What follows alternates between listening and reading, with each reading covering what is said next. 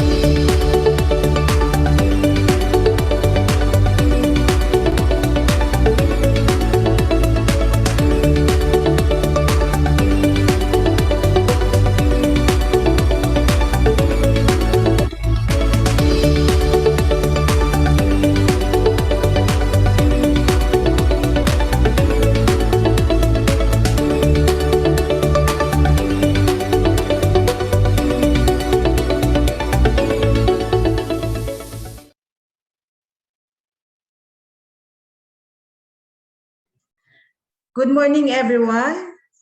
Before we start, may I ask our Zoom participants to please give me a quick thumbs up so that I would know that you can hear me crystal clear. Okay. Thank you very much po. So to start our today's program, may I request everyone to put ourselves in the most mighty and holy presence of our Lord Jesus Christ.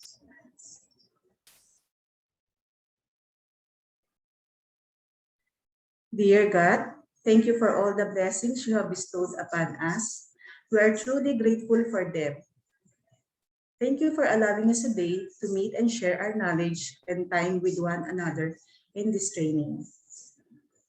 May you extend your divine wisdom to our speaker so that he would be able to impart effectively his God-given knowledge to all of us. May he bless it as he continues to bring his expertise to people who need them. Bless the participants as well, so that they would be able to glean and the vital information from this activity. May you bestow your blessings after this training, so that may we go out and spread what we learned in the spirit of your love and generosity. We realize that this activity should glorify your name. Amen. Once again, a blessed Thursday morning to everyone po. And this is your facilitator, Jocelyn Beslick from the Capacity Development Division. And welcome to the 4th day of the online training for the Municipal Local Government Units on Government Procurement Reform Act, or the Republic Act number 9184 and its 2016 revised IRR. Brought to you by the none other than the Government Procurement Policy Board Technical Support Office.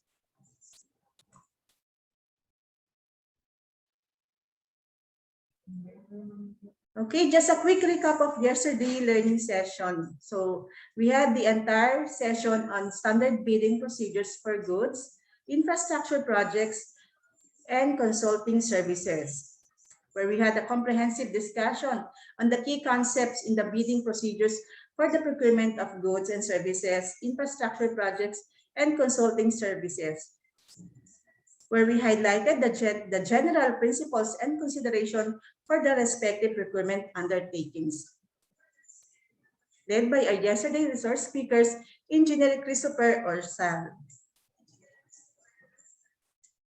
But before we jump in to the lecture proper, as we promised po from day one, that we will be giving generous special tokens to all the winners. So with that, let us first award our special tokens to our early bird participant for today. So congratulations to our early bird participant from Municipality of Dasul, Pangasinan, Honorable Noel A. Dakar. Congratulations po, sir.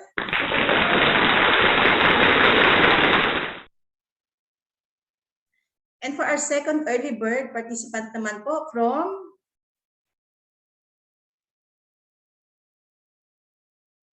Municipality of Valderrama, Mr. Randy Canha. So congratulations po again sa inyong dalawa po. They join in po an hour early before the official start of the program.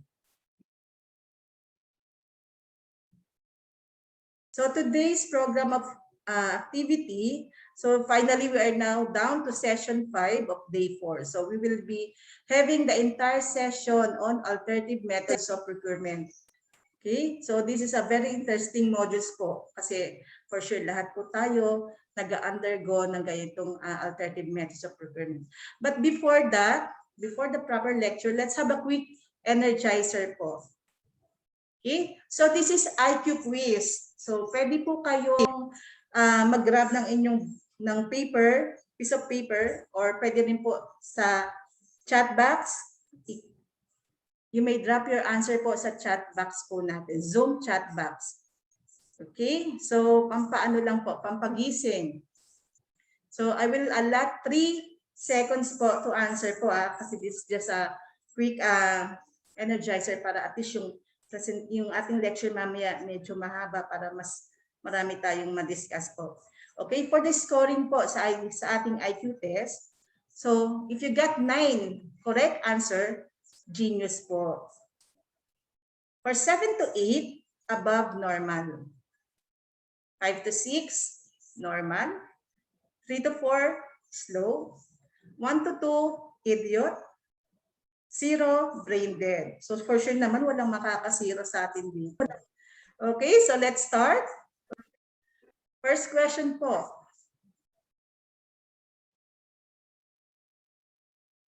Do they have a 4th of July in England? So just key in your answer, yes or no. So again, do they have a 4th of July in England? 1, 2, 3. Let me see the answer po. Yes, yes. How about the others po? 40 po tayo dito ngayon sa ating Zoom. Yes? Okay, so the correct answer is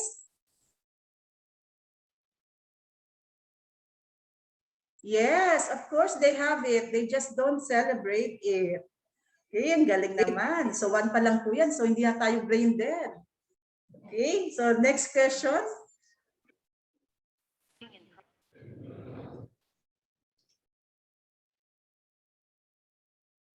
How many birthdays does the average man have?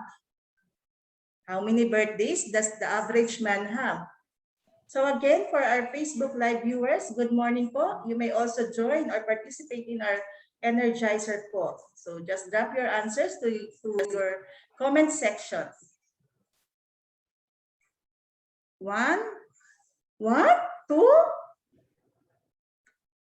1, 2, any other answer po?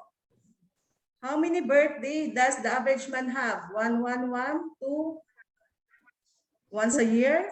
Okay, so what's the correct answer?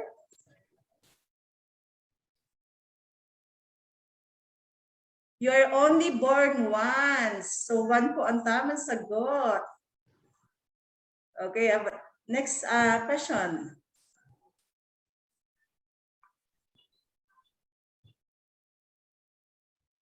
Yan. Some months have 31 days. How many have 28? Some months have 31 days. How many have 28? 1, 1, 12, 12, 12. So any other po? 1, 12. And the answer is?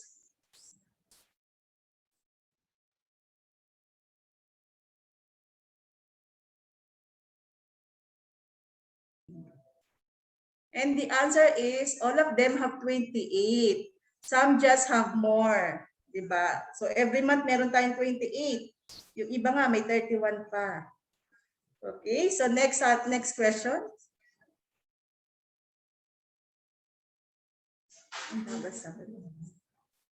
Okay, a clerk in a butcher shop is 5'10" tall. What does he weigh? Again, a clerk in butcher shop is 5'10" tall. What does he weigh? Oh, may sumagot sa Facebook. 75, 1, 28. Meat. Any other question po? Okay, so the answer is? Of course, meat. What else? Galing naman. Ang gagaling na ating mga participants. Okay, next question. If there are 3 apples and you take away 2, how many do you have? Again, if there are 3 apples and you take away 2, how many do you have?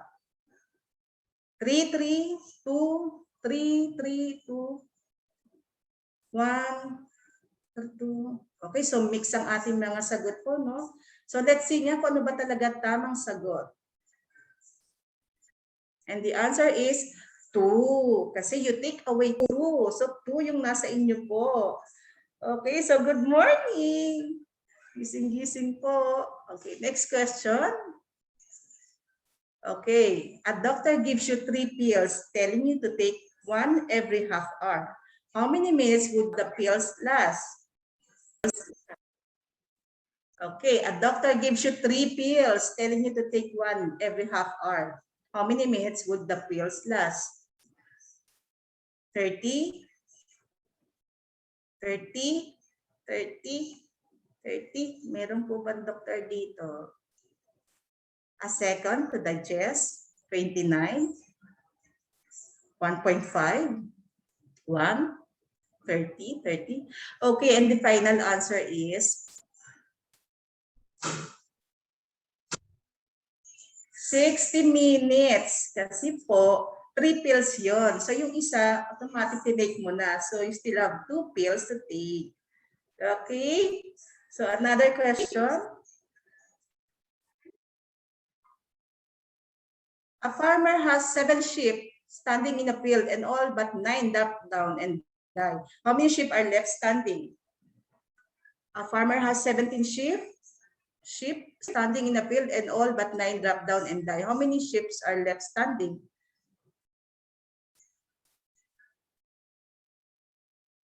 Okay, 8, 8, and the final answer is 9.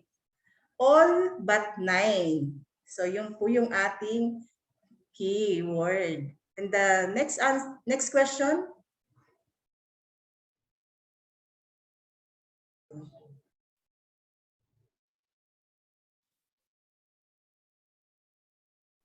How many members of each animal did Moses take on the ark? Again, how many members of each animal did Moses take on the ark? Okay, 2, 2, 0, 0, 9, and the answer is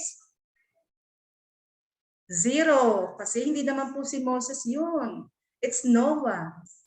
Okay, so the last question po.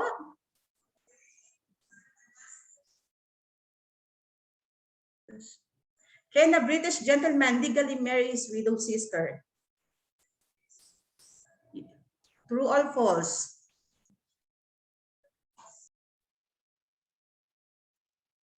Yes or no? Can a British gentleman legally marry his widowed sister? False, false, no. Okay, so lahat no. The correct answer is no, because he's dead. Okay. So ang galing naman na ating participant. So dapat mamaya po ganyan din tayo mag-isip while we are listening to our speaker po. Okay?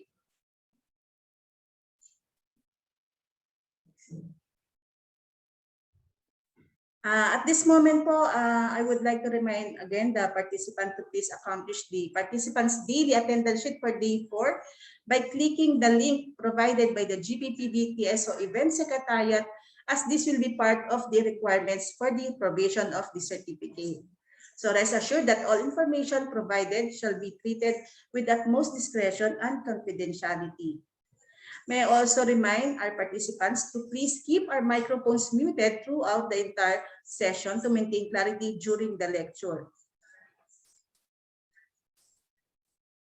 So all right, I believe we are all excited na po to begin with our lecture proper.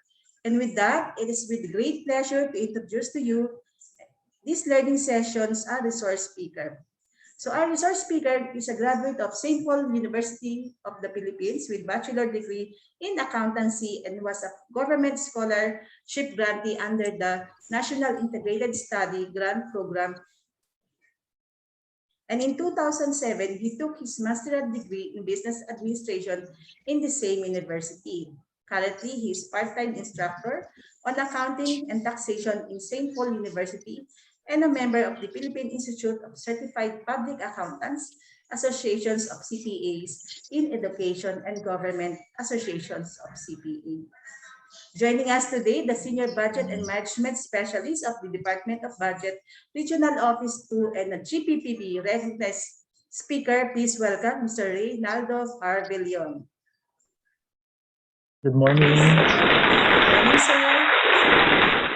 Thank you very much, Ma'am Jo. Magandang umaga po sa ating lahat. Good morning, everyone. Let me share my slide. Please confirm po by typing 1 in your chat box to confirm whether you can see my slide and you can hear me clearly.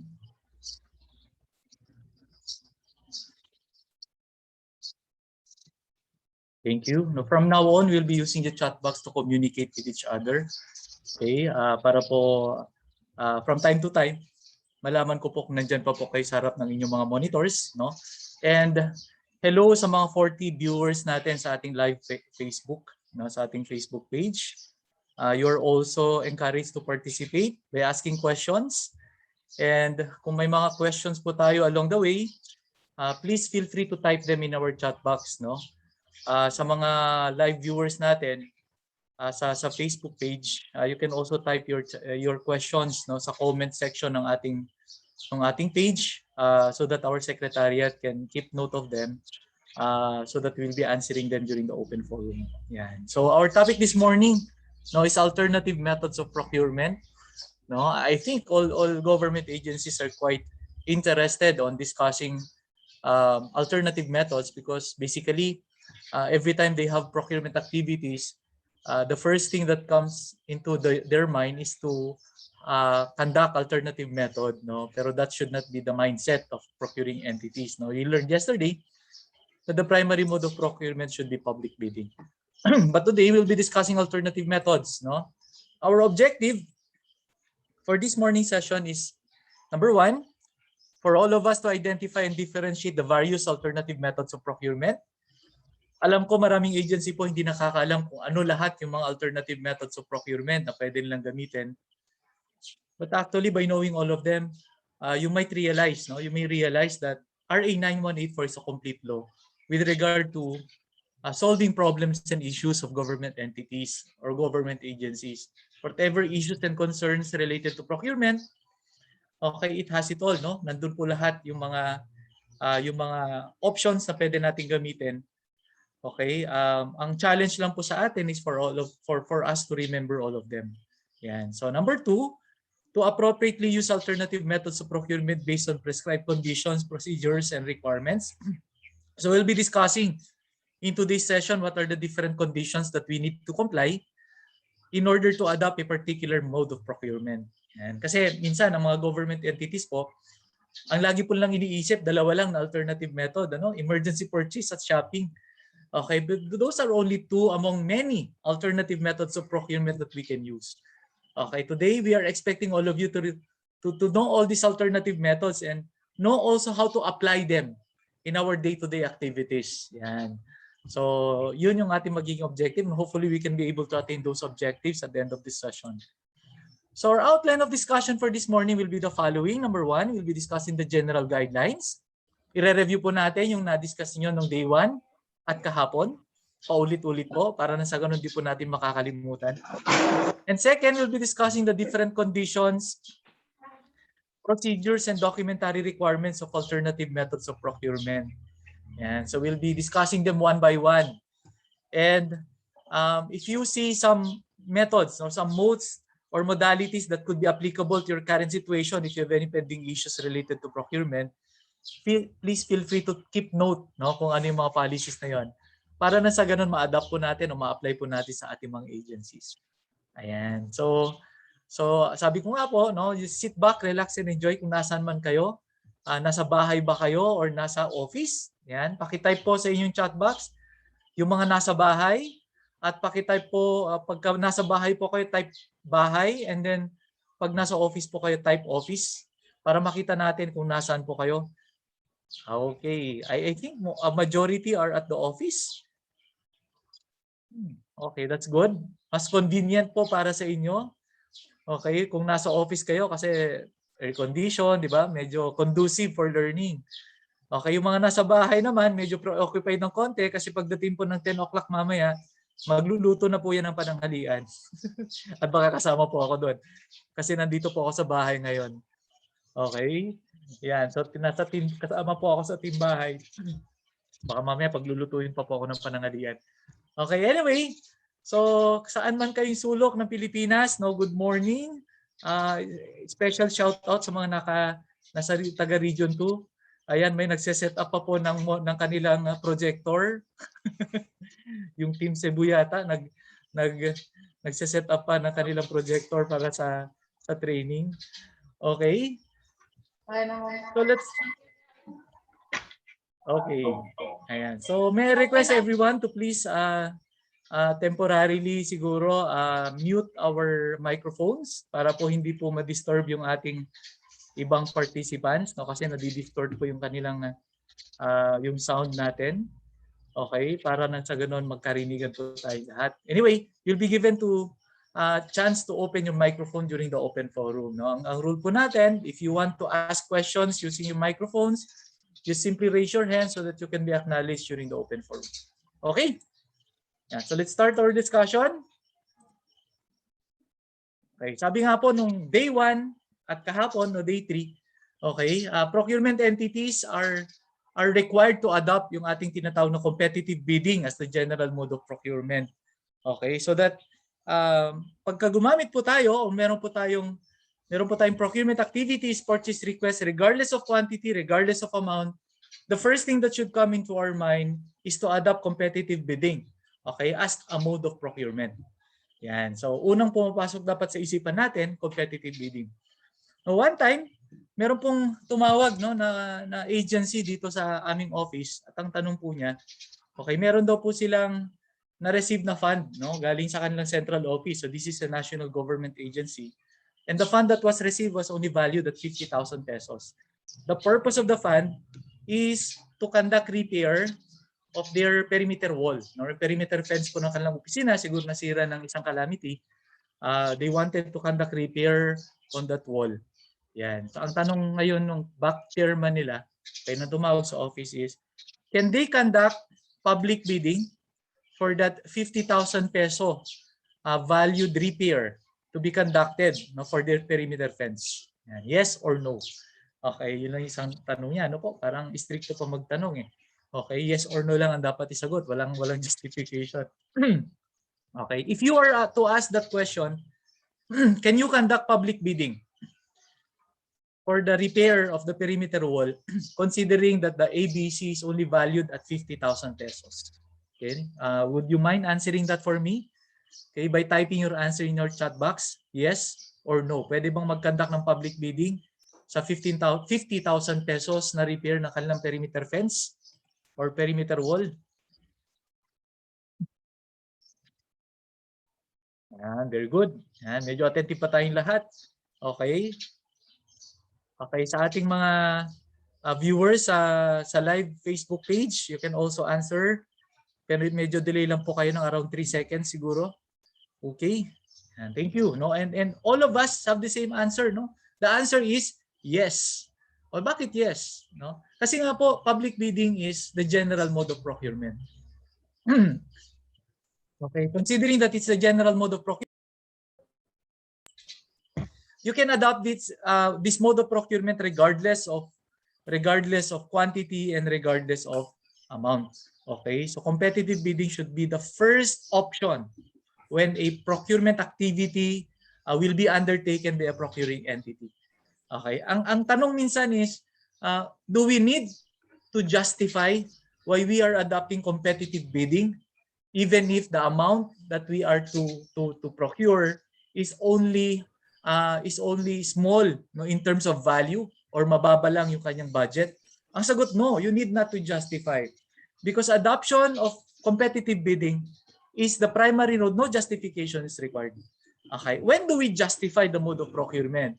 We only need to justify the mode of procurement we are adopting if the mode of procurement used by agency is an alternative method.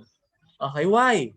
Because alternative methods of procurement can only be resorted, okay, under highly exceptional case, yan, to promote economy and efficiency, and justified by conditions specified in the IRR of RA 9184. Meaning, every time we adopt alternative methods of procurement, we always need to present justifications as to what is the highly exceptional case transpired in our agency, okay, prompting us to use alternative method of procurement. Number 2, what was the purpose of the procuring entity in adopting such mode? And number 3, provide proof that we have complied with the different conditions specified in the IRR. Okay? So yun dapat ang lagi nating ginagawa every time we adopt alternative methods of procurement. Example. Okay? Yung nangyayari ngayon, no, meron tayong nandun pa rin tayo sa public health emergency, no? Pero let's take another example. Okay? Halimbawa may dumating na calamity sa atin. And then we wanted to buy some relief goods to be distributed to our constituents, no, affected constituents. Okay? Can we automatically use emergency cases as the mode of procurement? No, we cannot. Okay? Because the first thing that should come into our mind is first to conduct public bidding for the procurement of those items. But we can only be allowed to use negotiated emergency cases when we can prove and provide justifications as to number one, explain what is the highly exceptional case that transpired, and that is presenting evidences that a state of calamity was declared or there is an imminent danger to life or property. Yan. So dapat may proof po tayong binibigay. Number two, to promote economy and efficiency. So maglagay po tayo ng justification. Okay, what are the instances that we are promoting economy and efficiency in that kind of procurement? And number three, provide proof that we have complied with the different conditions prescribed under Section 53.2 of our IRR, allowing us to use negotiated procurement emergency cases. So dapat yung lagi ang ginagawa ng ating LGU. Every time we use alternative method of procurement. Okay? We provide justifications. Okay? Remember also that consistent with your topic in day 2, okay, alternative methods of procurement is no exemption. Okay? That even if we are adopting alternative method of procurement, we should always include that as part of our annual procurement plan. Okay? Dapat isama pa rin natin siya sa ating annual procurement plan. Okay? So that there was a question raised, paano po yung emergency situations? Bakit? Kasi halimbawa, nagkaroon nga po ng declaration ng state of calamity dahil sa bagyo. But because there is already no time on the part of the Bids and Awards Committee or the procuring entity as a whole to convene and decide or to include that particular procurement activity or the APP, how can we be able to do the purchase of our relief goods if they were not included as part of our APP? Okay? So nakalagay po dito, okay, first, it should be included as part of the APP before the procurement. Okay? But the GPPB, in some of its resolutions, provides that in case of calamity, public health emergency, okay, the approval of the APP can come after the procurement for as long as there were certifications already through the availability of budget. So it also provides some exemptions, but still, it should still be included as part of the APP, regardless of whether it will be approved prior to the procurement or after the procurement. Yan. So, ibig sabihin, lahat ng procurement activities natin, kasama na po kung gagamitin natin ay alternative methods of procurement, dapat nakalagay pa rin po sa ating annual procurement plan. Okay, so the annual procurement plan, especially on the column of mode of procurement, should indicate that we are adopting the alternative methods of procurement. So I think we need not to elaborate on the preparation of the APP considering that you have discussed that in your day 2. Okay? Eto, malaking problema. This is a big issue on the part of procuring entities regarding splitting of contracts. Sabi nga nila, is dividing project requirement into smaller quantities automatically considered as a splitting of contracts? Okay, eto na po yung sagot dyan. And I hope you can be clarified as to the definition. Okay, according to our GPPB, splitting of contract refers to the division or breaking up of government contracts into smaller quantities and amounts, or dividing contract implementation into artificial phases or subcontracts for the purposes of evading. Ini-stress ko po, underline nyo po yan. Okay, lagyan nyo ng bilog, lagyan nyo ng square. Evading or circumventing the requirements of procurement rules and procedures. Hence, this is prohibited. Okay? In the GPPB NPM number 20/2019, okay, the Government Procurement Policy Board explains that the mere act of dividing a contract into smaller quantities or phases does not automatically constitute splitting of contracts. Okay, di ba? Clear po yun, ha? If you divide your contracts into smaller quantities or phases, it does not automatically constitute splitting of contracts. Now, if you would ask me why, bakit hindi siya automatically splitting of contracts, considered splitting of contracts? Because in order to be considered splitting of contracts, there must be an intention of evading or circumventing the requirements of procurement rules and procedures. Okay? So there are two requisites. Number one, dividing it into smaller quantities. And number two, your purpose of dividing it is to evade or circumventing our requirements. Okay? So that if you have divided your procurement into lots to attract maximum competition, but must ensure that doing so is not made to circumvent any provisions under RA 9184 and the IRR, does not constitute splitting of contracts. Okay? Example, may nagtanong kahapon, no? Actually, yesterday may training din. Okay, ang question niya is, example, sir, meron po kaming construction project. Okay, but we are inclined of implementing it by administration so that we will be buying the material component of the project separate from the labor component. So ang question po niya is, if we will have to divide, no, or procure the aggregates separately from the construction materials, from the other construction materials, does it constitute splitting of contracts? Okay, yun ang tanong niya. Paghihiwalay po namin yung pagbili ng graba, bato, okay, at mga backfill materials namin, separate from the procurement of the construction materials such as semento, bakal, pako, alambre. Okay, splitting of contracts po ba yun? Okay, so titingnan natin. Okay, does it, what was your purpose in dividing your requirement? Okay, bakit mo kailangang hiwalay ang graba at aggregates at from the construction materials? So kanyang justification is, okay, kasi po nakikita namin that no single supplier can be able to provide all those items at the same time. Considering that other businesses are focused only on aggregates and some businesses are only focused on construction materials.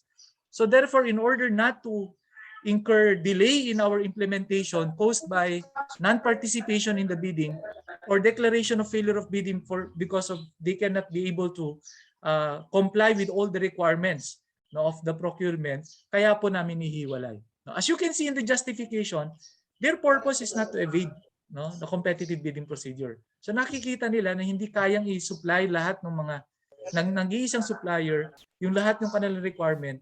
Kaya inalam nila sa market study kung sino yung pwede mag-supply nito, sino pwede mag-supply niya. So therefore, the division of the procurement activity. Okay, so that could be considered as a typical example of dividing it in smaller quantities, smaller lots. Okay, and the purpose is not to evade competitive bidding or not to evade yung or circumvent policies or provisions of RA 918. Okay, and remember also, and I hope you'll be discussing this in your last day then, splitting of contracts is a criminal liability. Yan. So napakabigat po ng penalty kapag napatunayan na nag-splitting of contracts po tayo. Okay? Okay, you have discussed this yesterday, but we will be reiterating this. Now, this is also applicable to alternative methods of procurement. The prohibition on reference to brand names. So Section 18 is very clear. That reference to brand name is not allowed. Yan. So reference to brand name is not allowed.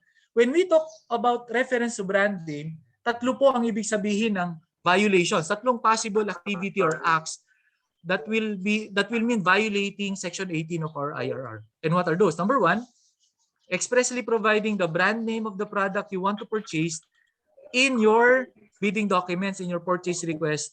No? Okay, so dapat wag po nating ilagay yung branding. Number two, tailor fitting. Tailor fitting is the process of copying and toto the specification of a product into your bidding documents. So kinopya mo lahat, no, sa inyong bidding documents. That's also tantamount of violating Section 18. And number three, providing the country of origin of the product you want to purchase. No, is also considered splitting of contract. So we cannot do that. Okay? Reference to brand name is not allowed. Yan. Okay, so hindi po pwede yon. Pero meron tayong exception. Except for we are buying items or parts that are compatible with the existing fleet or equipment of the same make or brand and will maintain the performance, functionality, and useful life of the equipment. So ibig sabihin, kung halimbawa binibili natin is nasira po yung under repair po yung ating sasakyan at sabi ng ating mekaniko, kailangan nating bumili ng panibagong injection pump ng ating vehicle. Okay? Can you indicate the make or brand of the vehicle na gagamitan mo ng injection pump na bibilin mo? Okay? Can you indicate yes or no? Okay, can you indicate the brand or make of the vehicle kung saan mo gagamitin yung injection pump na bibilin mo? Ayan. Please answer or respond to your chat box. Okay, answer. Very good. No? Yes, you can indicate. Bakit? Kasi nga po, ang issue dito is the compatibility of the spare parts. If you can be able to buy spare parts that are not compatible with your vehicle, then the procurement will tend to be useless. Or probably, no, worst case scenario, it may damage the entire vehicle. No? So yun po yung consideration natin. Now tell me, no, and please respond to your chat box. What part of the vehicle can be purchased that you may not indicate the make or brand ng sasakyan kung saan mo siya gagamitin? Magbigay nga kayo ng parts ng sasakyan na pwede nyo bilhin. Kahit hindi po nyo nilalagay yung make or brand ng sasakyan kung saan nyo siya gagamitin.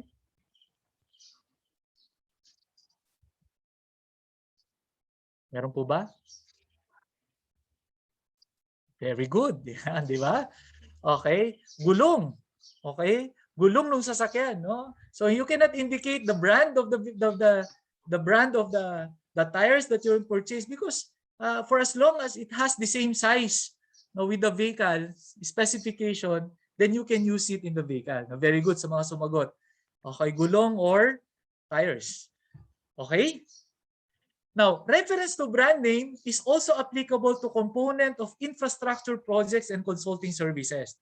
Now, in the preparation of our program of work or in the preparation of detailed engineering and design in case of infrastructure projects or terms of references in case of consulting services, we cannot indicate brand names of materials that will be used in the construction or brand names of equipment that were included as part of the consulting services. No?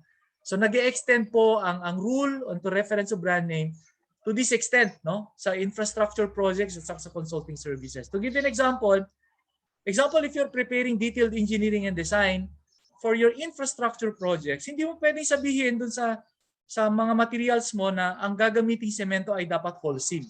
Okay, hindi po pwede yan. That's also a violation to Section 18.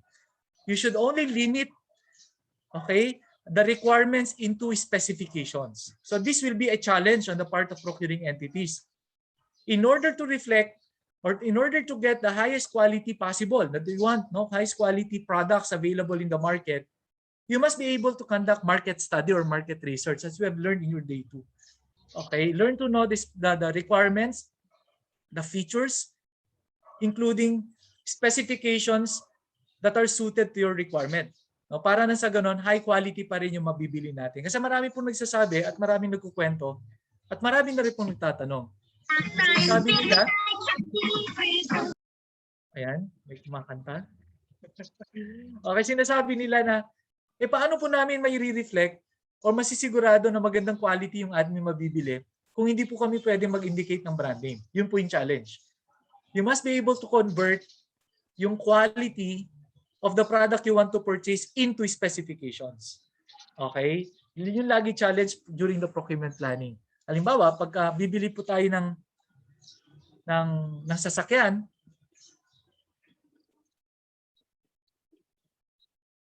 and most of the time may mga preference tayo sa mga brand names at ayaw natin yung mga perceive, sabi nyo, claimed substandard products that will be offered to you, no, during the bidding procedure or during an alternative method of procurement.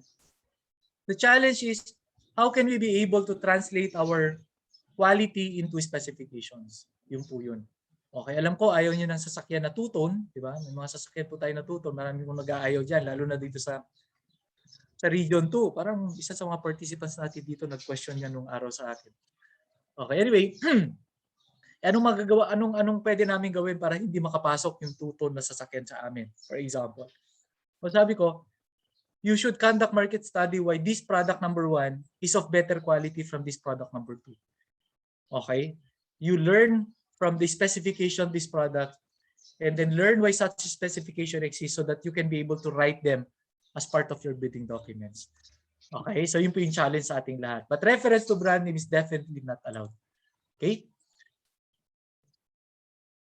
Yan. Number 2, Okay, in cases for LGUs, no, who are having issues or problems as to the number of procurement activities they normally conduct year in and year out, may mga complex, may mga provincial government dito na napakarami na po nilang procurement activity na ginagawa.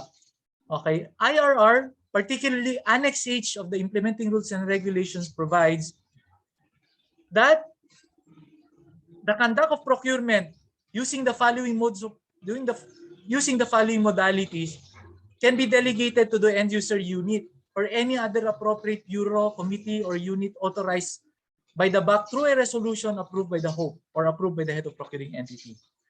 Okay, so that when you are conducting shopping under Section 52.1B, mamaya makikita natin kung ano yan, negotiated procurement under emergency cases, small value procurement, lease of real properties or venues, or direct purchase of petroleum, oil, and lubricants and airline tickets, you can delegate conduct of the these procurement activities to the end user unit.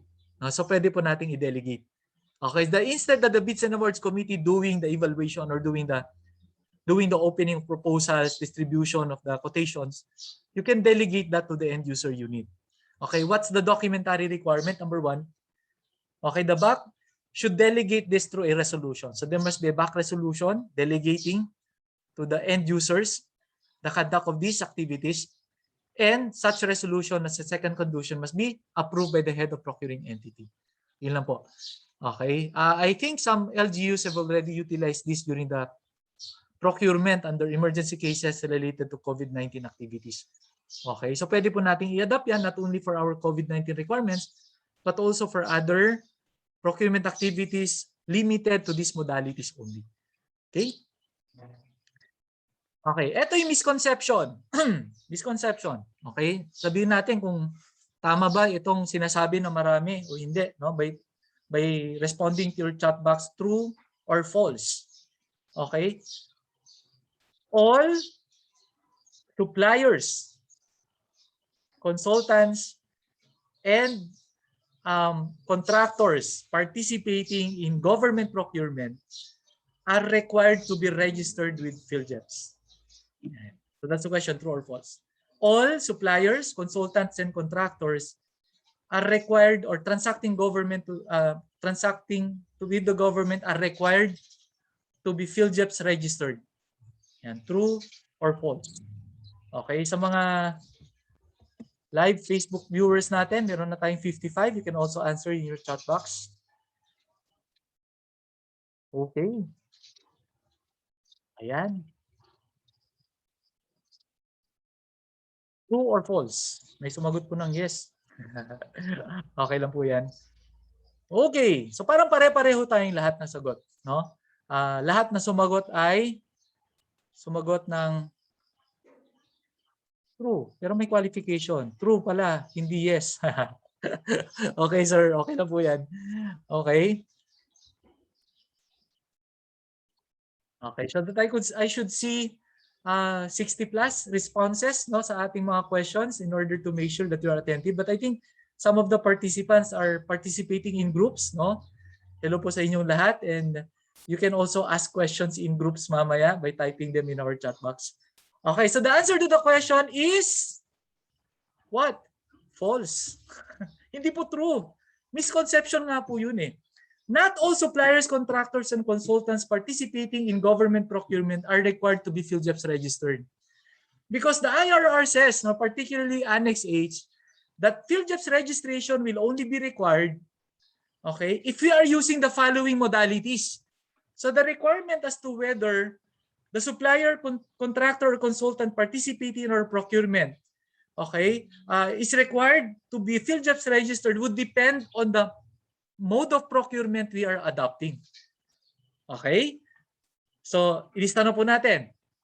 At mamaya makikita natin at ilista rin po ninyo kung ano-ano lahat yung mga modes of procurement natin para makita natin kung alin doon ang hindi na kailangan na PhilJeps registered.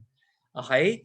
So, you will only be only requiring your bidders, no, consultant, contractors, or suppliers participating in your procurement to be PhilJeps registered when you are using direct contracting, shopping under Section 52.1B, takeover of contracts, small value procurement, yan, lease or properties of venues, scientific, scholarly, artistic work, exclusive technology or media services, and highly technical consultants.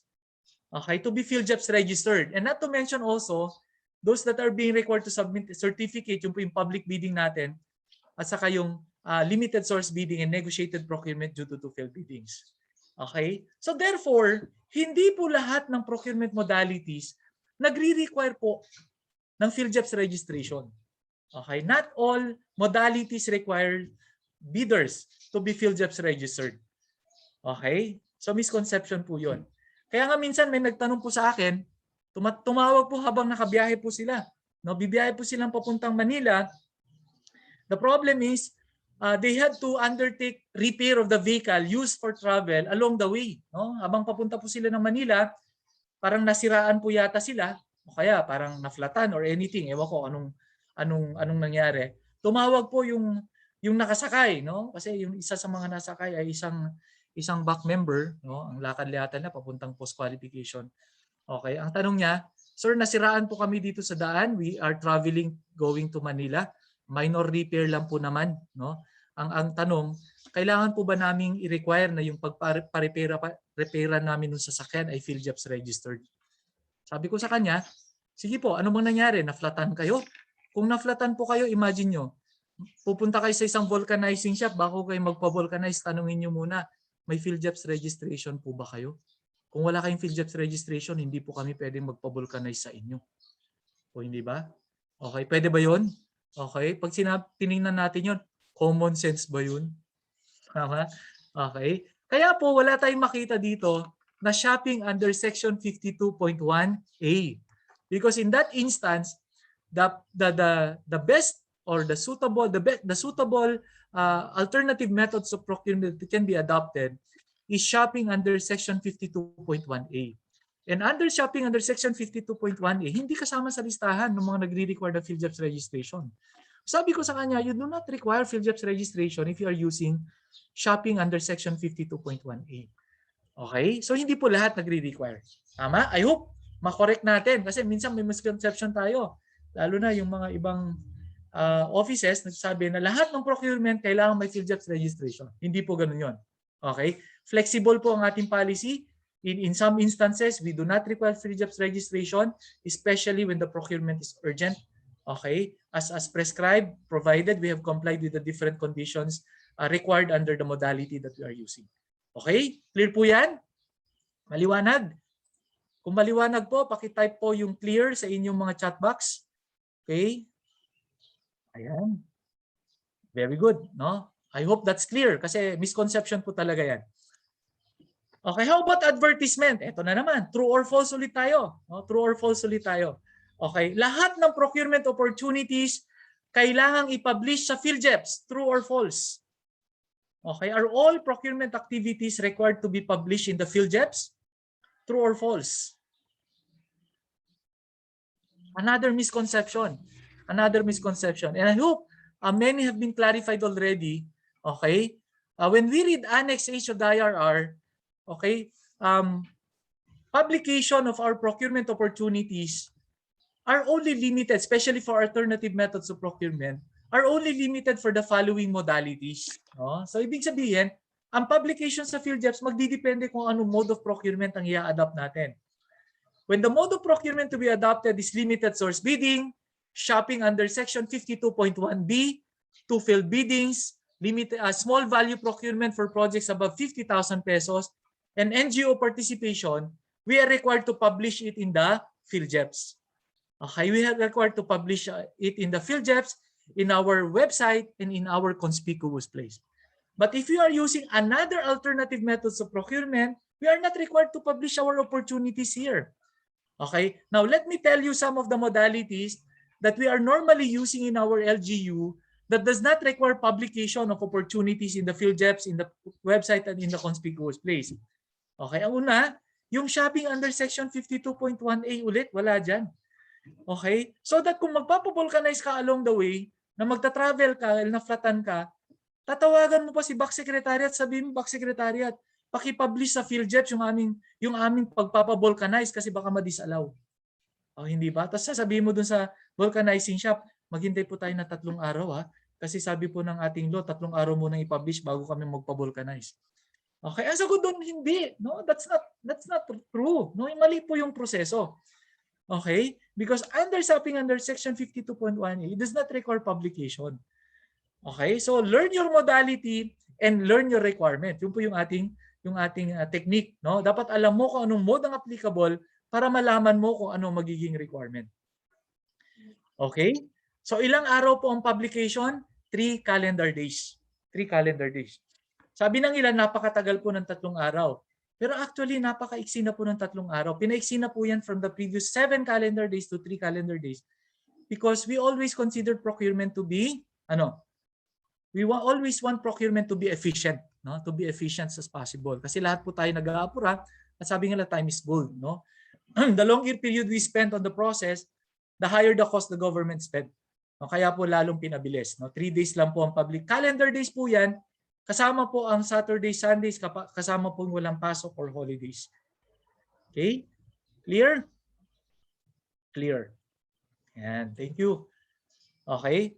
We also remind our procuring entities that transparency of our procurement activities were enhanced by GPPB Circular number 1-2021. I hope you have already a copy of this circular. If you don't have a copy of this circular, you can just download it in the GPPB website. In your day 1, napag-aralan na po yung website natin, www.gppb.gov.ph. Okay, naandun po yung mga references natin under References tab. Pababa po nun, nandun po yung mga resolutions, circulars, and other issuances. Kasama na po yung mga NPMs. So download a copy of this circular for our reference.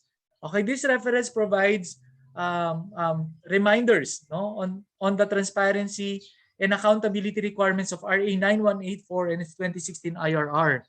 Okay, resolutions issued by the GPP and other relevant rules, laws, and regulations. Okay, nakalagay po dito that additional requirement, publication requirement to enhance transparency is posting procurement activities in our social media platforms. Pag sinabi po natin social media platforms, syempre usong-uso ngayon yan. Nandyan po si Facebook. Ayan. Okay, kaway-kaway sa mga 59 live viewers natin sa ating Facebook page. Okay? So pwede po kayo magkaroon ng Facebook page designated for your opportunities or Facebook page ng inyong agency kung meron. Okay? All agencies and instrumentalities under the Executive Department shall post invitations or requests for submissions of price quotations in the PhilJets on their official website and social media platforms in an organized manner and shall ensure security and integrity. So ganun po yun. Mag-create po tayo ng social media to make it more transparent. Yan. Okay? As a general guideline, okay, we always consider that all contracts must be most advantageous price to the government. Pag sinabi po natin most advantageous price to the government po, it doesn't mean to get always the lowest price. Mali po yun. Hindi po totoo ng most advantageous price to the government ay yung pinakamababang presyo lagi. Okay? Okay, we have to be clarified for that. Kasi maraming po nag-iisip ng ganun eh. Sinasabi nila na sa RA 9184, lagi daw po yung pinakamababa yung nananalo kahit hindi naman po quality yung product. Okay? Ang sinasabi po natin, most advantageous price to the government is getting getting a product or getting the services or getting a project, okay, that is the lowest price and at the same time suits our requirement. Lowest price and suits our requirement. So dalawa po yung condition, di lang po lowest price. Lowest price that suits our requirement. Kaya nga po ang award of contract is based on lowest calculated and responsive bid. The word responsive, okay, is equitable to determining whether the product being offered or services being offered suits the requirement of the procuring entity. Okay, so that kahit na po mababa ang presyo niya, kung hindi naman po nagsusut dun sa specification na nakasulat sa ating mga quotations, sa ating mga bidding documents, ay hindi po rin siya magkakonsider na responsive. So pwedeng hindi pa rin po siya pwedeng karapat-dapat or karapat-dapat na bigyan ng award of contract. So ganun po ibig sabihin nun. Procuring entity shall also ensure that the objectives and purpose of the contract do not constitute unnecessary excessive, extravagant, and unconscionable expenditure. That's the reason why before every procurement activity that we do, we always conduct market study. Okay, there was one issue raised here in Region 2. Yan, dito sa Region 2 kasi nandito po ako sa Region 2. And I will take only Region 2 as my example, although some of the participants may be coming from Region 2. Kung naandyan po kayo, hindi po itong example patungkol sa inyo. Patungkol po sa ibang agency dito sa Region 2. Mahirap na, baka sumamalog sa atin. Okay. So ang kanyang question po ay, ang aming budget sa project na to, ang budget, ibig sabihin nasa appropriation ordinance, is amounting to 1 million pesos. So 1 million pesos ang budget niya. Okay? Ang question niya is, ang question ng kanilang back, NTWG, okay, pwede po ba namin bawasan yung budget pag inireflect na namin siya sa aming ABC? Ibig sabihin, pwede po bang yung ABC namin ay mas bababa kesa dun sa budget na nakalagay sa aming appropriation ordinance? Hindi naman ko bakit. Bakit mas mababa siya? Kasi apparently po during the study conducted by the TWG and the Bids and Awards Committee prior to procurement, nalaman namin na yung presyo ng bibili namin ay hindi po 1 million pesos, kundi nagkakahalaga lamang ng 500,000. Okay, pwede po bang ang ABC namin ay 500,000 lang at hindi 1 million pesos? Okay, ang sagot po dun is, yes, you can do that. Because if you can see that the price reflected in the budget does not constitute the market price of the product based on the market study conducted prior to procurement, you can just always reduce it, no? In order to not to constitute unnecessary, excessive, extravagant, unconscionable expenditure. Okay, so make sure we do that. Okay. And next is, are we required to post everything, including the award of contract? No? Paano naman yung award? Yung opportunity limited lang to some alternative methods of procurement. Ganon din po ba sa award of contract? No? Are we only limited to posting award of contracts for those activities that we have posted, no, in the opportunities portion of our field jobs? Ibig sabihin, ang kailangan ba naming i-post sa award ay yung mga na-publish lang na opportunity sa field jobs? Okay. Ang sagot sa question na yun is no. Okay. Bakit? Mas marami po ang mga opportunity o ang mga procurement activities na kailangang i-post ang award kaysa mga activities na kailangang i-post ang opportunities. Okay? Uulitin ko. Okay? Mas marami po, okay, ang mga opportunities na kailangang i-post ang award kaysa sa opportunities na kailangang i-post sa field jobs. Okay? The posting of award of contract, remember that all, except for some few modes of procurement, NOAA's purchase orders, including NTP if necessary, shall be posted within 10 days from their issuance in the PhilJEP's website, in the procuring entity's website, and in the conspicuous place. Okay? So ano lang yung kailangan natin, ano lang yung hindi natin kailangang i-post? Ang hindi lang po natin kailangang i-post are procurement activities that does not exceed 50,000 pesos. For others, okay, kailangan na natin i-post yan. So may nagtanong ngayon, if you will observe, okay, emergency cases, yung ating negotiated procurement emergency cases, was not included among the list of modalities required to be posted in the PhilJEPs. Okay, clear po yun?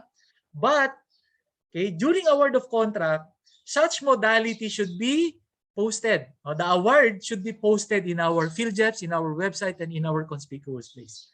While hindi natin siya pinost noong bumili tayo, after the award, kailangan natin siyang i-post sa PhilJEPs, sa website natin at sa conspicuous place natin.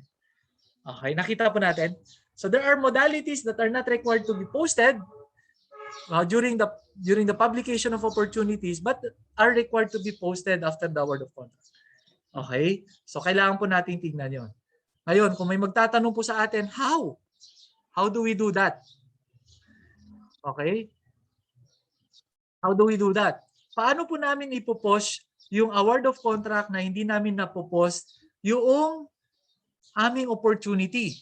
Yan. So mamaya siguro during the open forum baka pwede natin sagutin yan kasi that's no longer related to this topic. It's related already to PhilJEPs, which is not included as part of our topic for the 4 days. Mamaya kung may time tayo, I can show you how, or I can illustrate it how. Or perhaps we can give you contact numbers for you to call or to text so that they can show you how to do the publication of a word of contract for opportunities that were not posted in the PhilJobs. Okay? So pero meron, no, meron.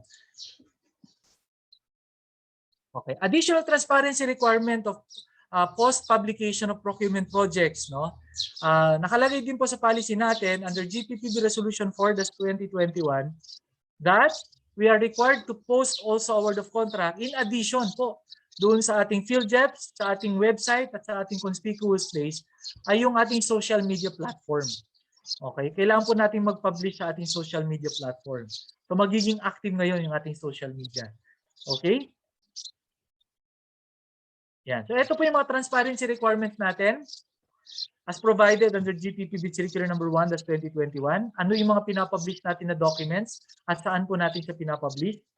For the invitation or request for price quotations or proposals, kailangan natin publish sa PhilJobs, sa conspicuous place at sa website natin. Tama? The extension of deadline for shopping or small value procurement, kasama na rin po yan. Okay, we are required to publish it in the website, PhilJobs website, in the conspicuous place, and in our procuring entities website. For NOAA contracts or purchase orders, including NTP if necessary, except for those contracts with ABC of 50,000 pesos or below, PhilJobs conspicuous place and a website of the procuring entity. For notice of suspension and conduct of procurement activities, okay, being adopted due to siguro suspension of our procurement in times of calamity or in times of public health emergencies or enhanced community quarantines, sa website lang po ng procuring entity. Okay, timelines for the submission of documentary requirements or RFQs. Okay, the back should always indicate, no, ito minsan nakakalimutan ng ating mga back members, should always indicate in the RFQ at what stage of the procurement process to which documentary requirements must be submitted. Okay, such as submission of offers, evaluation offers before issuance of notice of award or prior to payment. So procuring entities now have the option of requiring the documents. Mamaya sasabihin natin yung mga documentary requirements, but let me give you an example. Example, under small value procurement, in order to consider a bidder to be qualified, no, to participate, they are required to submit some documentary requirements. Ano yung mga documentary requirements na nire-require sa kanila? They are required to submit their mayor's permit. Yan. They're required to submit their curriculum vitae in case of consultancy. They're required to submit their PhilJobs registration number. They're required to submit their omnibus sworn statement and latest income and business tax returns depending on the ABC. Okay? Ang tanong ngayon dyan, are we or can we require all bidders participating in our small value procurement to submit all these documentary requirements as a requirement for submission of the quotation? Ang sagot po dyan, depende sa inyo. Okay, the Bids and Awards Committee can choose when are these documents required to be submitted. Okay, pwede po nyo i-require, okay, these documents to be submitted simultaneously with the submission of the quotations. You can require these documents to be submitted prior to award of contract, meaning only the winning bidder will be required to submit these documents, or you can even require them to submit this prior to payment. Okay, so you choose. But it should be very clear in your quotations what documents to be submitted and when these documents are to be submitted. So dapat klarong-klaro po yun sa ating mga quotations. Okay? GPPB Resolution 9-2020, no, I think you have already discussed this in your day one, but i-reiterate lang po natin. Okay? That online bid submissions or alternative submission of quotations is also applicable for alternative methods of procurement. Okay? Under Resolution 9-2020, okay, procuring entities may require or may allow bidders to submit their bids using email or facsimile. Submission of requirements, except for submission and receipt of bids through electronic mail, facsimile shall be allowed, subject to submissions of printed copies as soon as practicable as determined by the Bids and Awards Committee. Yan. So, pwede po nating i-allow sila na mag-submit online in order not to expose ourselves to possible risk hazards. No? We should maximize also existing procurement rules and regulations with regard to conducting meetings. Okay, because when bidders submitted their quotations online, we can also conduct opening of bids online. Okay, paano yon? We use video conferencing, webcasting, similar technology in the conduct of any meetings and determination of quorum by the back. We can even use digital signatures in procurement-related documents. So pwede tayong gumamit ng mga digital signatures in order to avoid passing manual papers from one person to another, exposing their life at risk, no, to hazard, no, to the virus. Medyo mahirap po 'yon. So pwede na po nating maximize yan.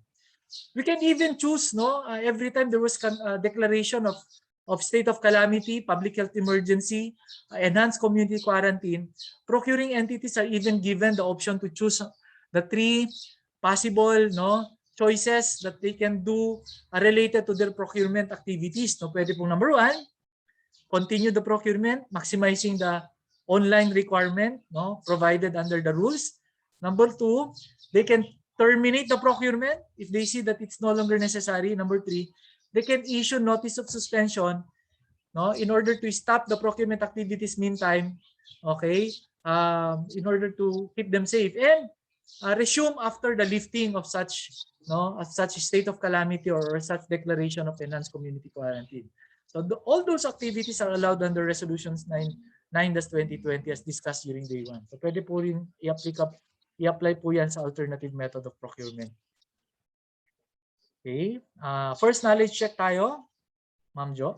Yes, sir. Thank you po. So again, we will be flashing series of knowledge check questions to the Zoom polling features po.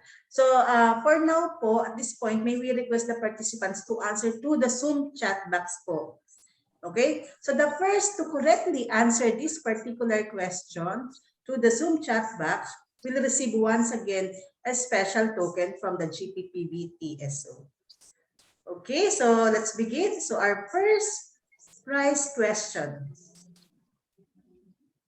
The conduct of the following mode of procurement may be delegated to the end user unit or any other appropriate bureau, committee, or unit duly authorized by the BAC through a resolution approved by the HOPE, except A. List of real property, B. Small value, C. To failed bidding, D. Emergency procurement.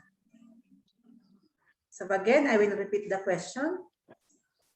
The conduct of the following mode of procurement may be delegated to the end user unit or any of other appropriate bureau, committee, or unit duly authorized by BAC through a resolution approved by the HOPE, except A. List of real property, B. Small value procurement, C. To failed bidding, and D. Emergency procurement.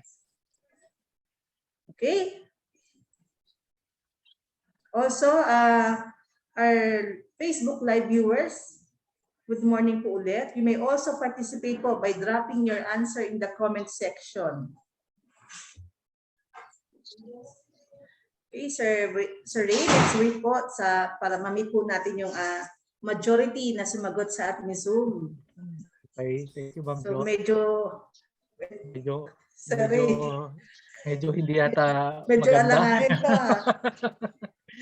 Okay, ang sagot po natin dyan ay letter Oh, wait lang, sir. Wait lang. Ano taba? Wala po bang tama? Hintay natin kasi ilang pa lang sila, 18. Wait to answer naman, Ma'am Jo, di ba? Okay, so I think yan, we meet na yung majority ng sagot sa ating poll question. Thank you, sorry. So, no, parang majority nag-decades tuloy answered ako. letter A, list of real property. Is this indeed correct answer, Sir Ray? Ang tamang sagot po ay to failed biddings. No, hindi po yun pwedeng i-delegate. I-review natin, parang slide number 4. Doon po yun. No? The modalities that can be delegated, no, exclude yung to failed biddings or negotiated procurement due to failed biddings. Correct answer po natin letter C. Ma'am Jo, may nanalo po ba? Ma'am Jo? Hello, sir. Sorry. Yes, ma'am. Yes, sir. Awan ng Diyos, sir, may nanalo. So, our winner is from LGU Gubat, Miss Ava Escalora Obrique. Congratulations. Okay, ma'am. Congratulations po. So, yung winner po natin, mag-message po ang aming secretariat team to on how you will claim your prize po. We Okay, will so receive a house and lot courtesy of Ma'am Jo. sana nga, sir. Okay, let's continue po, Sir Ray. Thank you po. Okay, thank you. O remember ha, okay, A, B, and D are allowed to be delegated except negotiated procurement due to two failed biddings. Yan. So ika-clarify lang po natin. No? Nakalagay po sa ating Annex H ng ating IRR yung mga modalities na pwede nating i-delegate. No? Ako, parang hindi nila nakita yung ating slides kanina. No? Okay, pero tama yun. Okay lang po. No, sabi nga nila, we may learn from our mistakes. Yan. So susunod, may babawi pa kayo. House and lot po yata ang price dito ni Ma'am Jo. Okay, pero i-receive po siya online. Online. Okay, now let's go to the different conditions. What are the different conditions that we need to comply?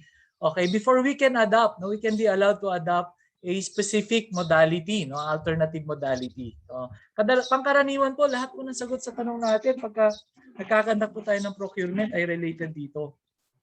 Okay? So kailangan pong alam natin, number one, yung mga conditions, at number two, alam din po natin kung ano yung mga documents that will be providing as a proof, no, of compliance of this particular modality. Ayan. Okay, so meron po tayong 5 modes of procurements, and methods, alternative methods.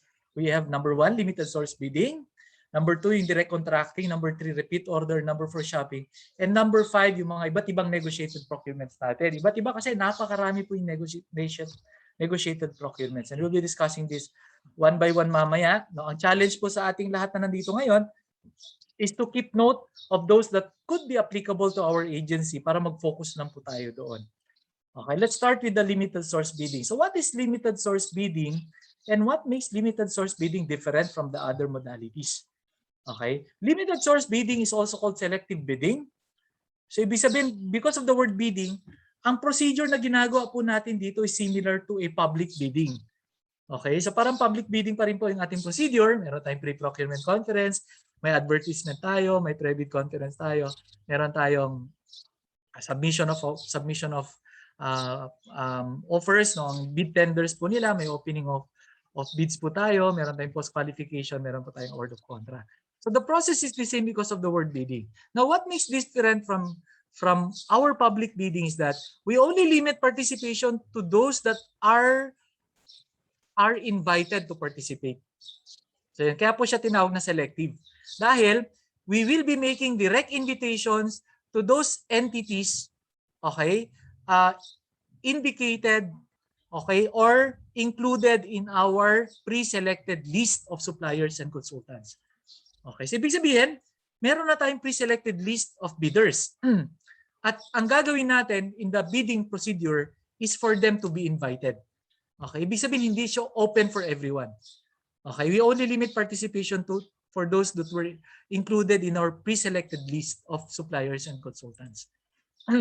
This is applicable only to goods and consultancy services. So hindi po pwede ito sa ating infra.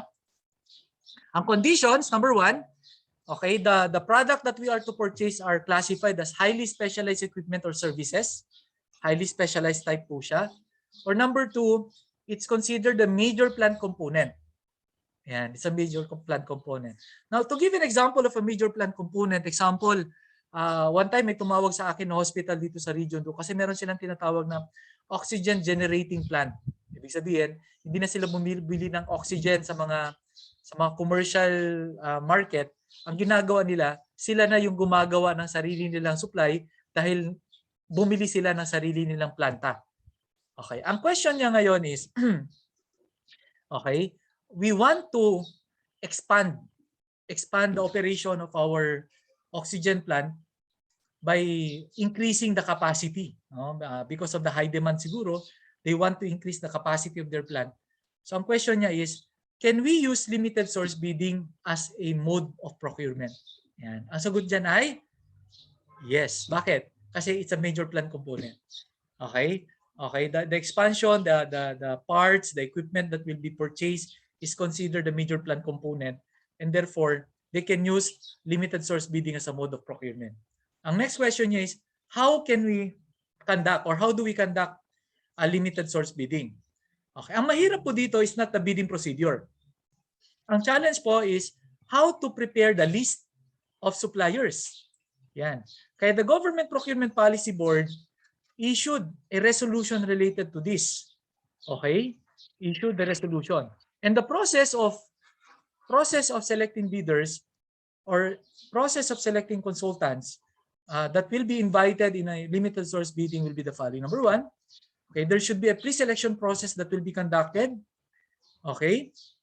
At sino magkakandak nito? It could be an entity authorized to conduct pre-selection, or if no government agencies authorized to pre-selection process, it will be the Bids and Awards Committee that will be conducting pre-selection process. And the pre-selection procedure should be based on 3 criteria. Ano yun? Number 1, experience and performance of or similar contracts. Number 2, personal equipment and manufacturing facilities. And number 3, financial position. Okay? So what will happen is that after preparing the list, yan, the pre-selected list will be submitted to the head of procuring entity for approval. So i-approve muna ni Hope yung pre-selected list. After the approval of the Hope, it will be submitted to the Government Procurement Policy Board.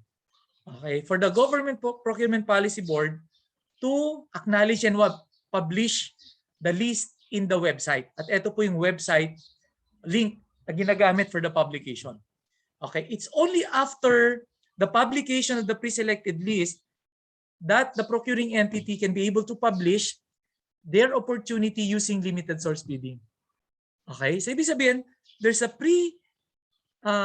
pre-publication procedure that should be conducted.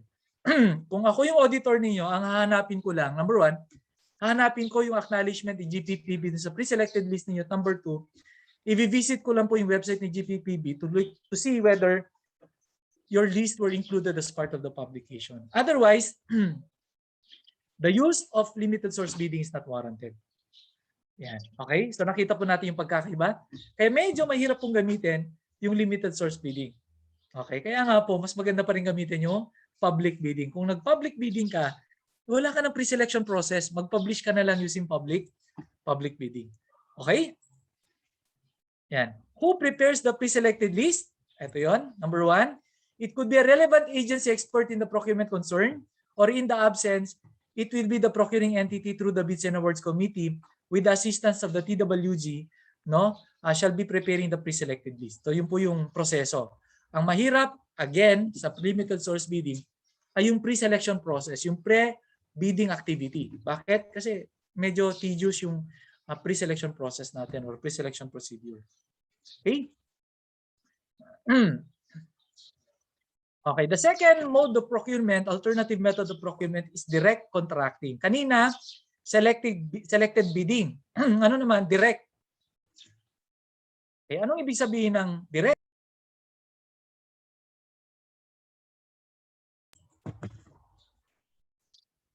Direct kasi, nag-iisa lang po yung pwede nating pagbilhan. Kaya po siya tinawag na single source procurement. No? Or exclusive, no?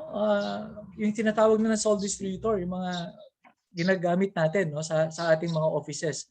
Okay, pag sinabi natin single source procurement, iisa lang ang pwede nating pagbilhan ng produktong binibili natin.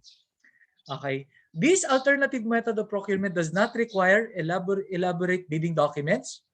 Actually, you can even issue, no, one RFQ only to a single supplier. Okay, you can immediately accept, okay, the quotation, or can do some negotiations or accept it after some negotiations. So pwede po natin gawin yan. Bakit? Kasi nag-iisa lang po yung pwede natin pagbilan. Okay? Isa lang po yung pwede natin pagbilan. Applicable lang po to sa procurement of goods. So wala pong infra or consulting services na direct contracting.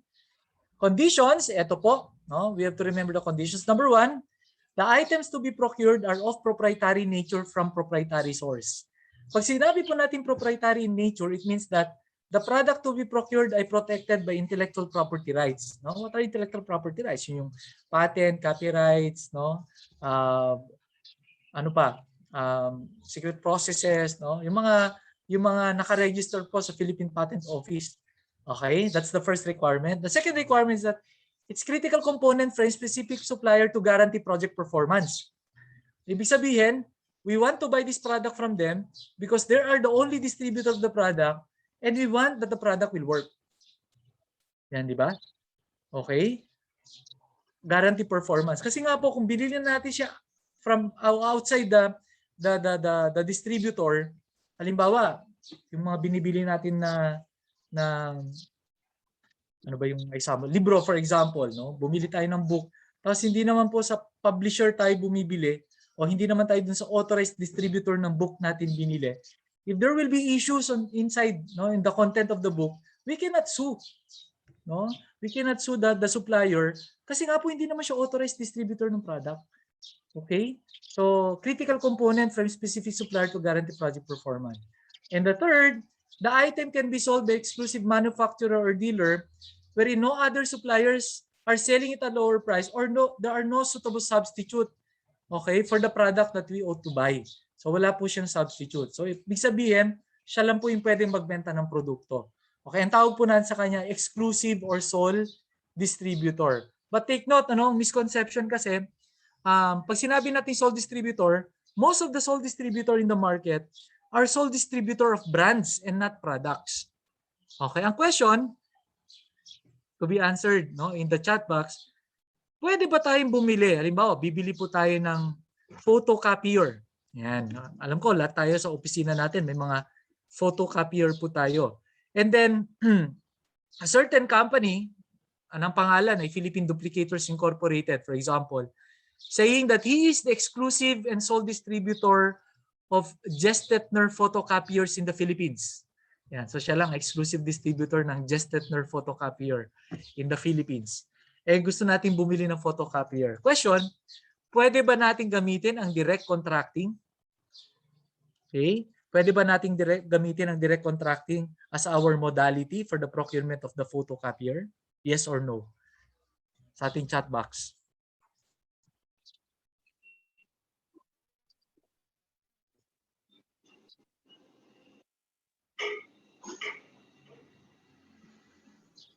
Yan. Okay. I'm looking at the answers, ha. No, I'm expecting at least 70 responses, no, para makita natin kung nakikinig pa or nandiyan pa sa mga monitor yung ating mga participants, no, kasi I cannot see you no. I think everybody are may mga naka-on pala yung camera.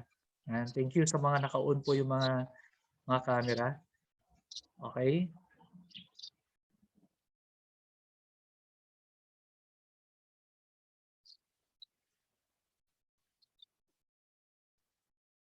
Okay, ang sagot natin? Answer? No. No. Okay? Majority naman po tama sagot. Bakit hindi? Bakit hindi? Because remember, he is just a sole distributor of Gestetner photocopier.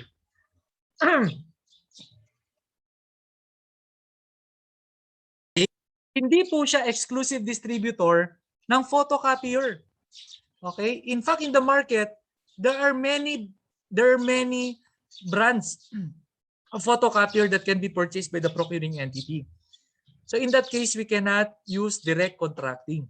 Yun po yung sinasabi natin na pag sinabi nating exclusive distributor, it must be exclusive distributor of a product, not a brand.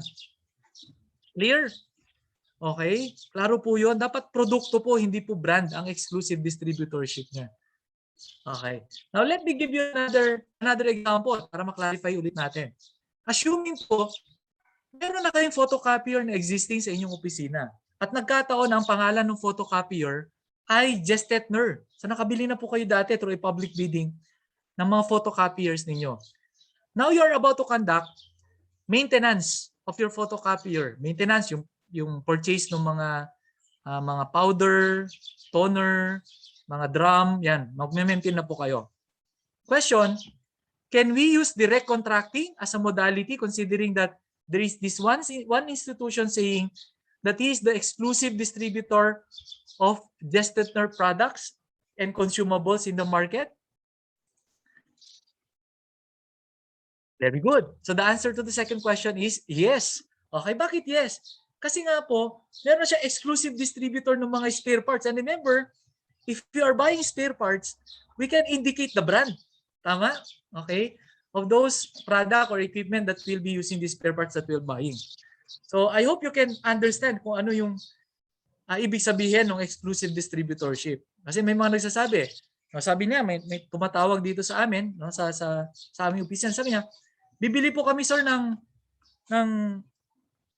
Isuzu MUX. Yan, nakakita na po kayo ng sasakyan na Isuzu MUX.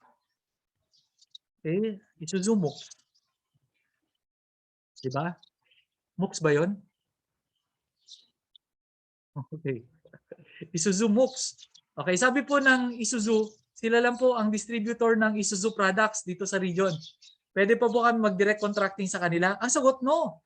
Bakit? Because you are buying a vehicle and they are not the exclusive distributor of vehicles. Tama? They're just distributors of Isuzu products but not vehicles. So you cannot use direct contracting. Okay, you should conduct public bidding. Okay, giving opportunity to other manufacturers to offer their products. Okay? Okay, I hope that's clear. Moving on, ang next alternative method, documentary requirements. What are the different documentary requirements that will be requiring during the recontracting? Ito po, pakilista na rin. Although we'll be giving also opportunity to have copy of this presentation para magkaroon po kayo ng review materials every time you conduct procurement activity. Ano po yung mga documents na hihingin natin under the recontracting? Number 1, dapat may mayor's permit siya. Number 2, dapat may field jobs registration. Number 3, we'll be requiring the income and business tax returns, the latest income and business tax returns if the ABC is above 500,000. Okay? So yun po yung documents na hihingin natin under the recontracting. Okay, procedures. Una, mag-conduct muna ng market study. Ito po yung nagtanong ulit, no? Ang daming tanong eh. Okay? Daming nagtatanong. Actually, kaya nauubos yung buhok natin eh sa maraming tanong. 'Di ba? LGU Luna, LGU Luna nakita ko kanina dito eh.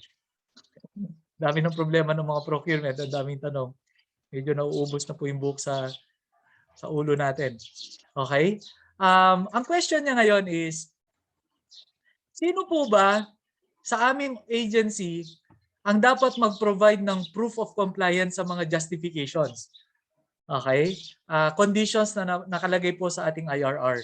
Okay? Who should provide documents, okay, in our agency to prove compliance of the different conditions prescribed under the IRR? Is it the Bids and Awards Committee? Is it the TWG? Or is it the end user? Yan. Para klaro lang po yung responsibilidad ng bawat isa. Sino po dapat ang magbigay ng proof para ma-justify yung compliance dun sa mga condition? Is it the BAC? Is it the TWG? Is it the end user?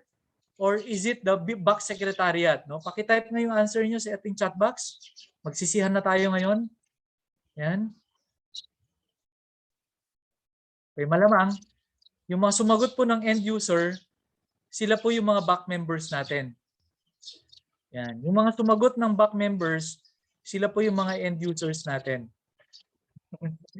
Okay, and all of us answered, ayan, may sumagot ng BAC. No, siguro end user to. Okay, at karamihan ng sumagot ng end user ay siguro mga kwanto, mga BAC members ito. Okay? Ayan, may dalawa. Okay, may dalawang BAC. Wala pa pong naninisi sa BAC Secretariat at sa ating technical working group. Ayan, okay. So sino? Sino ang dapat magbigay ng proof? Ito po yun sa procedural guidelines. The end user, okay, prior to the preparation, okay, preparation of the PR pa lang, ha? Prior to the preparation of the PR, should conduct already market survey of the industry and determine the supply source to justify the need to procure through direct contracting. So meaning, to comply with the different requirements and conditions of direct contracting, ano nga ulit yun? Ano nga ulit yun? Yung mga requirements natin, if you can remember. Kaya nakalagay po doon, the item to be procured is of proprietary nature from proprietary source. Okay? Ano pa? Okay. Critical component from a specific supplier or manufacturer to guarantee project performance. And exclusive distributor, no? The product is exclusive distributor. There are no suitable substitute, and there are no other a supplier is selling it at a lower price. So to comply with the 4 conditions, ang magbibigay po ng justifications or proof ay si end user po prior to the preparation of the purchase request. No, so that during the preparation of the purchase request, i-attach na po niya lahat ng mga justifications na yon. I-attach na po niya lahat ng documents that will help the Bids and Awards Committee determine the proper alternative method of procurement to be adopted. So that the BAC, upon reading the PR and upon studying the different attached document, will recommend to the head of procuring entity the use of alternative method of procurement called direct contracting. And they will prepare through the BAC Secretariat the RFQ or pro forma invoice and send it to identified direct supplier. Yan.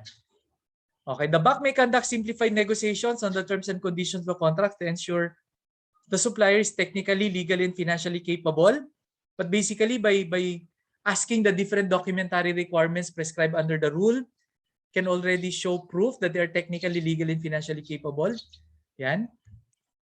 Tapos, the BAC will recommend award of contract to the head of procuring entity to this direct supplier.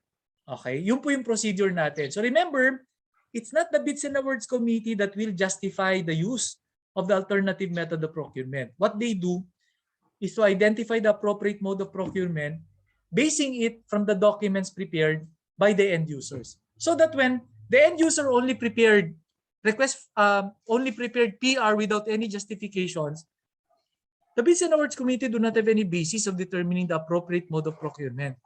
Okay, they will only use the mode of procurement complied by the that can be complied. So pag tinignan natin, ilalagay lang naman sa PR kung ano yung bibilin at kung magkano yung presyo nito. So ang kanilang gagawin lang is, teka, office supplies ba to o hindi? Kapag hindi naman siya office supplies, magkano ang amount? Nag-exceed ba sa threshold o hindi? Dahil yun lang naman ang mode of ang data na pwede lang makuha dun sa PR. So therefore, normally ang nire-refer nilang mode of procurement or alternative modality in that instance is negotiated procurement is small value lang. Okay, doon na ngayon mag-aaway sa end user at saka si BAC. Sabi, hindi, pwede bang direct contracting yan? I-direct contracting na lang natin. Ang question ngayon, anong proof? Anong document ang pwede namin gamitin para gamitin ang direct contracting na modality? Yun ang question. Okay? So remember the procedure. It's the end user's responsibility to provide documents that will direct the Bids and Awards Committee in using direct contracting as the mode of procurement to be used in the procurement. Okay? Yeah. So should there be any questions, feel free to type them in your chat box and clarifications mamaya so that we can answer them in the open forum. Yan. Okay. So next modality is called repeat order. What is repeat order? Repeat order is a procurement from a previous winning bidder. Whenever there's a need to replenish goods procured under contract, previously awarded through competitive bidding. Ibig sabihin, bibili ka ulit ng produktong binili mo dati sa kanya. Okay? Ibig sabihin, hindi mo na kailangang mag-distribute ng 3 quotations. There's no need to distribute 3 quotations. You can go directly to the previous winning bidder and buy the same product that you have purchased before. No? Pareho lang po yun. Okay? Kaya lang, may mga conditions tayo kailangang i-consider at kailangang i-prove. Okay, number 1, okay, the procurement must only be limited to procurement of goods. Procurement of goods. Okay. So ano yung mga conditions? Number 1, the original contract must be awarded through competitive bidding. So the first contract between the agency and that particular supplier must be through competitive bidding. Number 2, if you will be buying from the same supplier for the second time, the price should be at least the same or lower than the unit prices. Okay? Provided in the original contract. Provided further that there are no other suppliers selling it at a lower price. Okay? Kasi baka mamaya bibili ka nga sa kanya through repeat order, pero meron naman palang ibang suppliers na nagbibigay ng parehong product na mas mababa na ang presyo. Okay? So magkakaproblema po tayo dun sa repeat order. Third, there should be no splitting of contracts, requisitions, or purchase orders. Okay, mamaya explain natin yan through an example. Fourth is the period. Repeat order can be availed only within 6 months from the date of the notice to proceed. So ibig sabihin, ang reference date natin to count ng 6 months is the contract effectivity date stated in the notice to proceed. Okay, very important na alam din po natin yung details ng notice to proceed natin from our original contract. Fourth, quantity should not exceed 25% of the original contract for each item. Ano ibig sabihin ng for each item? For each item meaning, we can do repeat order for every item that we have purchased using competitive bidding. Okay? Because we may only replenish or we may only need some of the items that have been procured. Ang basis natin will be 25% of each item in the original contract. Halimbawa, meron kayong 5 items na binili sa kanya, bawat item ay merong 4 na units. Yan, bawat item ay 4 na units ang binili natin. Pwede bang item 1 lang ang tayo mag-repeat order ng isang piraso? Answer, yes. Okay, kasi hindi naman siya mag-exceed nung 25% ng item, total items purchased from the original contract. Pwede bang tig-isa ng 5 items? Yes din. Pwede bang kasi 4 times 5 is 20, 25% of 20 is 5. Pwede bang 5 units ng item number 1? Answer, no. Bakit? Kasi it should be 25% per item, no? Per item po siya. Okay? And it must be quantifiable and divisible and shall consist of at least 4 items or 4 per units per item, no? 4 units per item dapat. So that may nagtanong, sabi niya, "Sir, bumili po kami ng generator set." Ang value po ng generator set na binili namin, isang piraso lang po to, ay nagkakalaga ng 2 million pesos. Okay? So what's the problem? Ngayon po nangangailangan po kami ng panibagong generator set, pero ang ABC lang po ng generator set na bibili namin ay 500,000 pesos. Question, pwede po ba kami mag-repeat order doon sa dati naming binilhan kasi hindi naman po siya nag-exceed ng 25% nung ABC? Pwede ba? Pwede ba sila mag-repeat order? Answer, pwede o hindi pwede sa ating chat box. Pwede ba sila mag-repeat order? Okay, ulitin ko po yung istorya. Dati bumili sila ng generator set doon sa bidder through public bidding at ang amount is 2 million pesos. Ngayon nangangailangan sila ng isa pang generator set ng amount ay 500,000 pesos lang. Pwede bang mag-repeat order?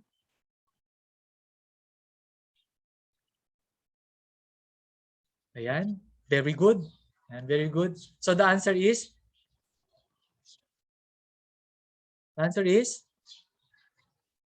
hindi pwede. Very good. Okay? Hindi po pwedeng mag-repeat order. Bakit? The basis of the repeat order is the quantity and not the amount. Well, the value is only 500,000, which is at least 25% of the 2 million original contract. Okay? You have purchased only 1 generator set during the first contract. So you only allowed to purchase 25% of the quantity. Hindi naman po pwedeng 1/4 generator set ang bibilin mo. Kaya the last rule is that it must consist of at least 4 units per item before you can adopt repeat order. If it is less than 4 units, you cannot adopt repeat order considering that you cannot comply with the 25% requirement on the quantity. Okay, clear po 'yon sa mga sumagot ng pwede. Okay. Okay, hindi pwedeng mag-repeat order. Okay. Ang next question is, halimbawa, okay, we make this as part of our illustration. Okay, si LGU, bumili po siya ng 1,000 bags of cement. Okay, as a material for a concreting project, no? 1,000 bags of cement. Okay? The price of each item is valued at, let's say, 250 pesos per bag. So the total contract price is 250,000. Tama? Okay. While they are doing the implementation of the project, okay, sinabi ng project engineer na kulang pa yung 1,000 bags ng cement ng 250 bags. Tama? 250 bags. Tanong, pwede ba sila mag-repeat order? Assuming na within 6 months pa rin? Okay, yung pag-identify nila na kulang yung 250. Okay, so the answer is right, yes, pwede sila mag-repeat order. So the agency procured through repeat order the 250 bags of cement from the same supplier at the same price, na 250 pesos per bag. Now, after the purchase of the 250 bags, nag-report ulit si project engineer. Sabi niya, "Sir, kulang pa rin po ng additional 250 bags yung ating semento." Okay. Pwede ba silang mag-conduct ulit ng repeat order? Assuming na within 6 months pa rin yung second report na kulang pa ng additional 250. Pwede ba ulit silang mag-conduct ng repeat order? Okay. Ang sagot, hindi na. Okay. Bakit hindi na? Kasi nga po, this can already be a potential violation of item number 3, condition, splitting of contracts. Okay, bakit? Kasi nga po, imposibleng hindi nila na-identify na 500 bags of cement na kailangan pa nila during the first repeat order. So it's a potential splitting of contracts. And the second, medyo piloso pong requirement, no? Ang tawag po sa mode of procurement is repeat order. Hindi po siya re-repeat order. So ibig sabihin, repeat order can only be availed only once. Kaya nga repeat eh. Kapag twice, thrice, more than once po ang paggamit ulit ng repeat order, ay hindi na po repeat order ang pangalan niyan. Ang tawag po dyan ay re-repeat order or repeat order again and again. So, tandaan po natin ha. Kaya importante po na may mga nagtatanong ng ganyan eh. Pangalawa, syempre, kung hindi public bidding yung first procurement, hindi pwedeng gamitin ang repeat order. Okay? Ang dami rin po nagtatanong yan. Okay. So, ang question natin is, what stage of the procurement process can repeat order be considered within the reglementary period of 6 months? So, ang sagot po natin dyan, okay, sa tulad ng sinabi natin kanina, the repeat order, the 6-month period should recon from the contract effectivity date that should be not later than 7 calendar days from the issuance of notice to proceed. Or if such mode of procurement has been duly approved by the HOPE and the previous winning bidder has been notified before the lapse of the said period. So yun po yung nakalagay sa ating NPM number 003-2010. Okay, should recon from the contract effectivity date stated in the notice to proceed, which should be in no case later than 7 calendar days from the issuance of the NTP. Okay. Hello? Can you still hear me clearly? Nag-comment po kasi na nawawala yung signal. Baka ako yung nawawala. Okay. Clear pa rin po ba yung dating ko sa inyo? Type 1 sa inyong chat box kung clear pa rin po. Ayan, very good. Okay. Kasi hindi ko po alam. May nag-chat na may nawawala. I think yung signal po ng internet connection. Okay? Yan. Okay, moving on. Sa mga nawawalan po ng signal, hanap-hanap po ng magandang connection. Okay. Next is shopping. Ito medyo favorite natin, no? Shopping is a method of procurement wherein procuring entities simply request quotations from the suppliers. Okay? It is a procurement of readily available off-the-shelf goods or procurement of ordinary or regular equipment. So dalawa po yung procurement activities covered under shopping. Those are procurement of readily available off-the-shelf goods or procurement of ordinary regular office equipment or supplies. Yan. It is procured directly from suppliers of non-qualifications. Paki-underline po yung non-qualifications. Very important po. Okay, that using shopping, we should buy it from suppliers of known qualifications. Okay, mamaya explain din natin yan through an example. Okay, this modality is only applicable for procurement of goods. So, hindi pwede sa infra, hindi pwede sa consulting. Conditions will depend on the type of shopping we are going to use. So in this case, there are 2 instances where shopping can be used. Ano yun? Shopping A under section 52.1A and shopping B under section 52.1B. So dalawang instances po ang shopping ha. Okay, tandaan po natin yan. Paki-underline din po. Bilugan, highlight, ano man gusto natin para matandaan natin. Okay? Documentary requirements will only be required under shopping B. Sa shopping A, wala po tayong documentary requirements. Sa shopping B lang po tayo meron. And what are the documentary requirements for shopping B? Mayor's permit and PhilJobs registration number. Okay? Sa shopping A, wala po tayong requirement. Wala po tayong conditions doon. Ay, wala po tayong documentary requirement sa kanila. Okay? Clear? So process. What are the conditions that we need to consider before adopting shopping A as a modality? Dalawa lang po yun. Number one, if there is an unforeseen contingency requiring immediate purchase, and number two, the amount should not exceed the threshold. Okay? Clear po yun? Ulitin ko. If there is an unforeseen contingency requiring immediate purchase, and the amount does not exceed the threshold. Anong ibig sabihin ng unforeseen contingency? Dati na po naka-underline yung unforeseen contingency. What do we mean when we say unforeseen contingency? Unforeseen contingency are contingencies that were not foreseen. Clear? Very clear ang definition, di ba? Unforeseen contingencies are contingencies that were not foreseen. Yan. Okay, hindi. No. Okay. Pagka may accounting background po kayo, ang unforeseen contingents po ay related sa topic on degree of occurrence of event. Yan. Degree of occurrence of event. Pag sinabi natin unforeseen contingencies, these are contingencies that were not perceived to happen but happened. Okay, mga activities, mga events na hindi natin in-expect na mangyari pero nangyari, no, contingencies that were not expected to happen but happened, or events that were expected to happen but the time of its occurrence cannot be established during the planning period. During the planning period. So in that case, the event is still considered unforeseen contingency. A typical example of which is the occurrence of, syempre, yung mga repairs natin.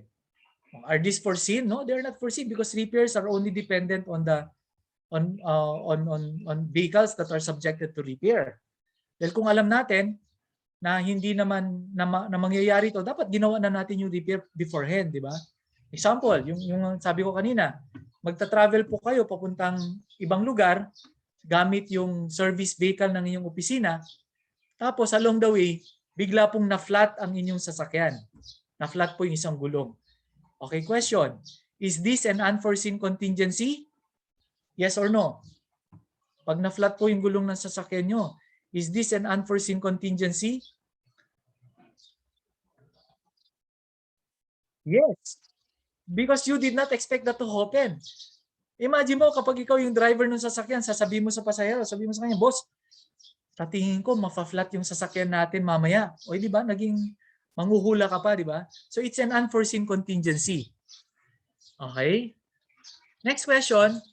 Hindi lang po yun ang requirement eh. It should be an unforeseen contingency requiring immediate purchase. So the next question is, does it require immediate purchase?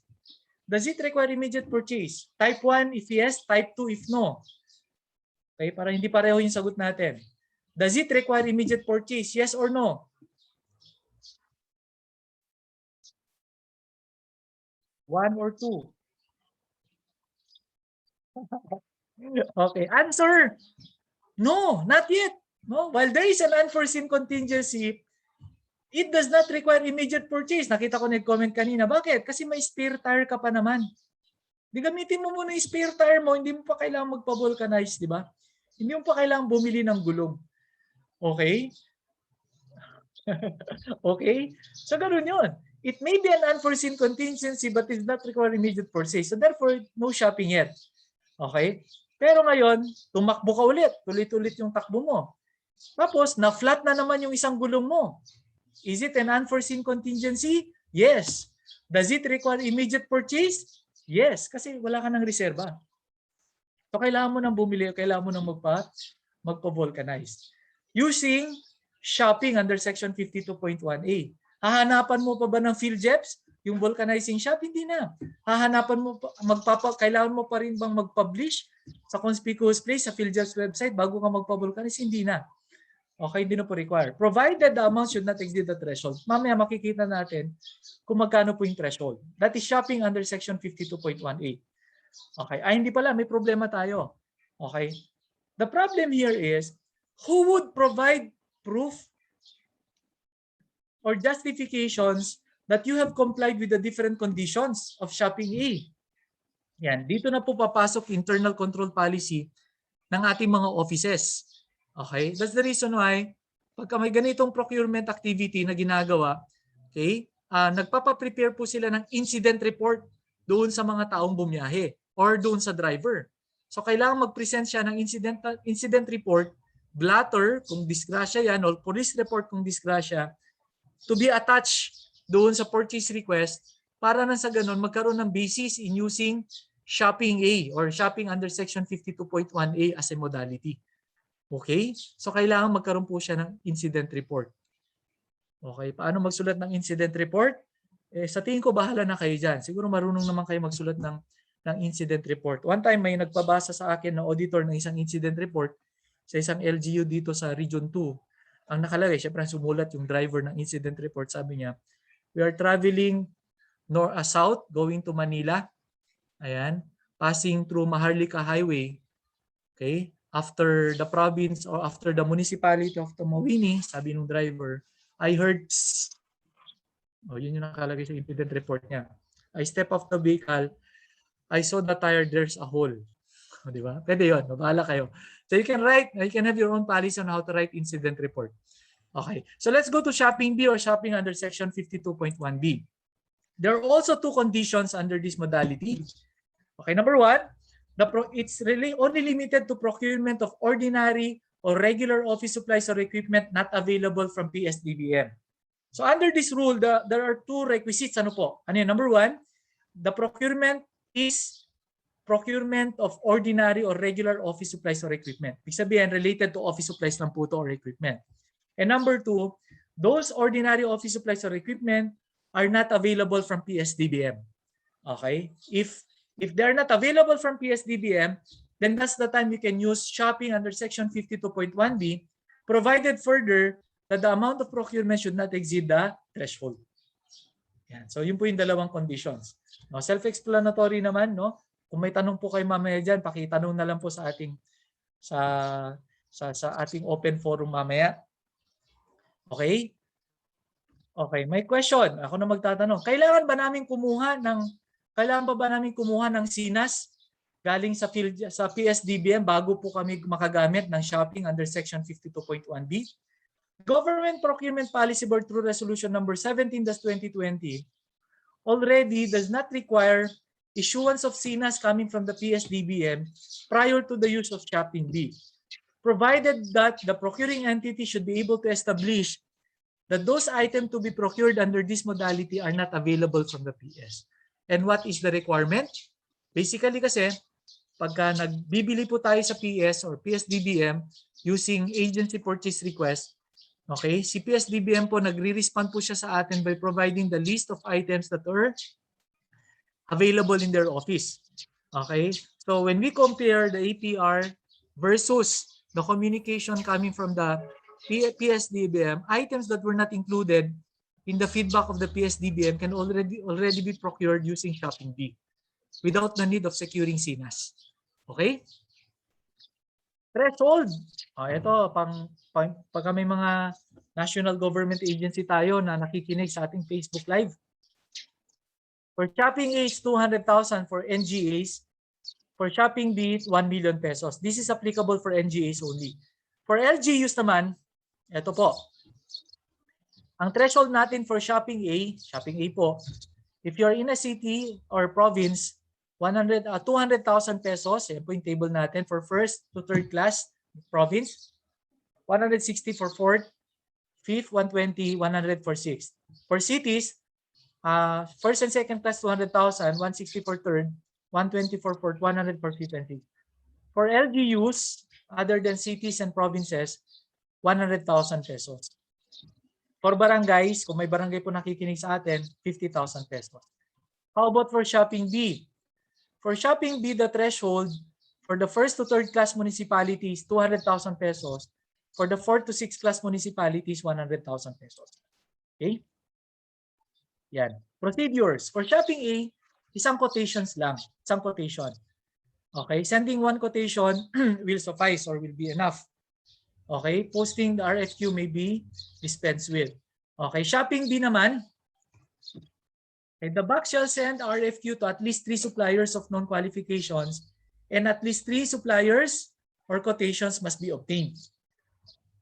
So ibig sabihin, you have to invite at least 3 suppliers And number 3, at least 3 suppliers must be submitting their quotations. So in this case, you have to prove 2 things. So ang proof po natin to justify compliance to the procedures, number 1, you have to have a proof that you have invited 3 suppliers. Okay, whatever proof or internal policy that you may adopt, pwede po yan. Number 1, pwedeng receiving copy ng mga quotations or pwedeng papirmahin sila sa isang blotter para na sa ganun mabigyan, magkaroon tayo ng proof kung sino ang nag-receive at kung sino, anong company ang nabigyan natin. Okay? And number 2, there must be 3 quotations that must be retrieved. Okay. Under the conditions of the 3 quotations that was retrieved, may nagtanong minsan sa akin, sabi niya, paano po kung isa sa mga nagbalik ng quotations, ang nilagay po niya ay NA sa kanyang quotation. Anong ibig sabihin ng NA? Again, pakitype sa inyong chat box, ang ibig sabihin ng NA.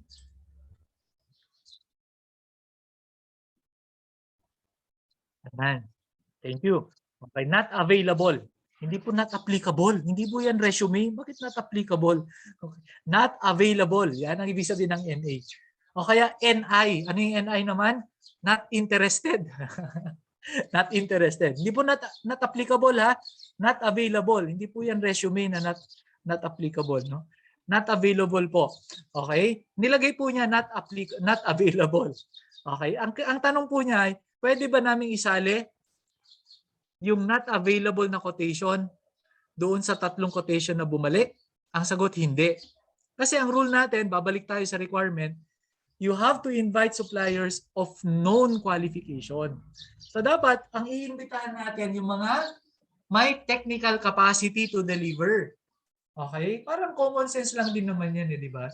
Ano yung common sense dito? Halimbawa, ikaw, wala kang lulutuin na breakfast. So gusto mo na breakfast ay gusto mong bumili ng ang gusto mong breakfast ay Spanish sardines. No, Spanish sardines. Ano yung sardines? No, sardinas. Sardines. Okay? So bibili ka ng sardinas sa tindahan, sari-sari store. Anong una mong gagawin bago ka bibili? Natural, no? Tatanungin mo muna, ale-ale, kuya-kuya, may sardinas po ba kayong benta? O, di ba? Yun muna ang gagawin mo. Tama? Tatanungin mo may benta. Pag sinabi nung ale na nagbebenta sa sari-sari store, ay sorry po, wala po kaming tindang sardinas. Anong susunod mong gagawin? Anong susunod mong gagawin? Common sense dictates na lilipat ka sa kabilang tindahan para tanungin kung meron silang ganong tinda. Tama? Yes or no? Yes, that's what we are doing. Pag common people tayo. Okay, pero kay government, some government employees or government institutions, una, tatanungin muna dapat. Sasabihin niya, bibili sila halimbawa ng semento. Hindi pala, shopping B pala to. Bibili sila ng folder, for example, folder. Okay, tatanungin muna, ale-ale, mama, may benta po ba kayong folder? Okay? Siyempre sasabihin ng ale, wala po kaming bentang folder.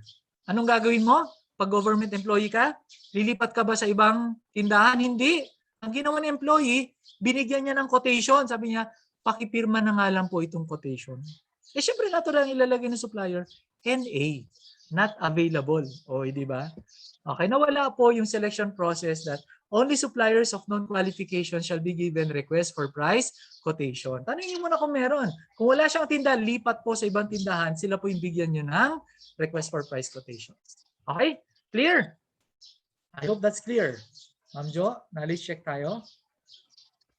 Yes, sir, Ray. Thank you po. So for our second knowledge check, so choose the appropriate answer in the pop-up poll that shall be flashed in our screen. Okay, so our second question po. In case of shopping 52.1A, the bank shall send the request for quotations to at least 3 suppliers of known qualifications and at least 3 price quotation must be obtained. So is it true or false?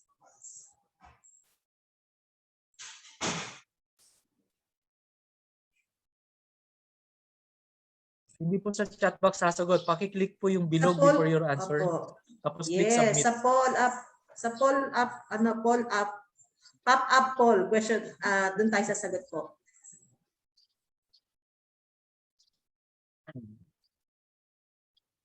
So again, in case of shopping, 52.1A, the bank shall send the request for quotations to at least 3 suppliers of known qualifications and at least 3 price quotation must be obtained.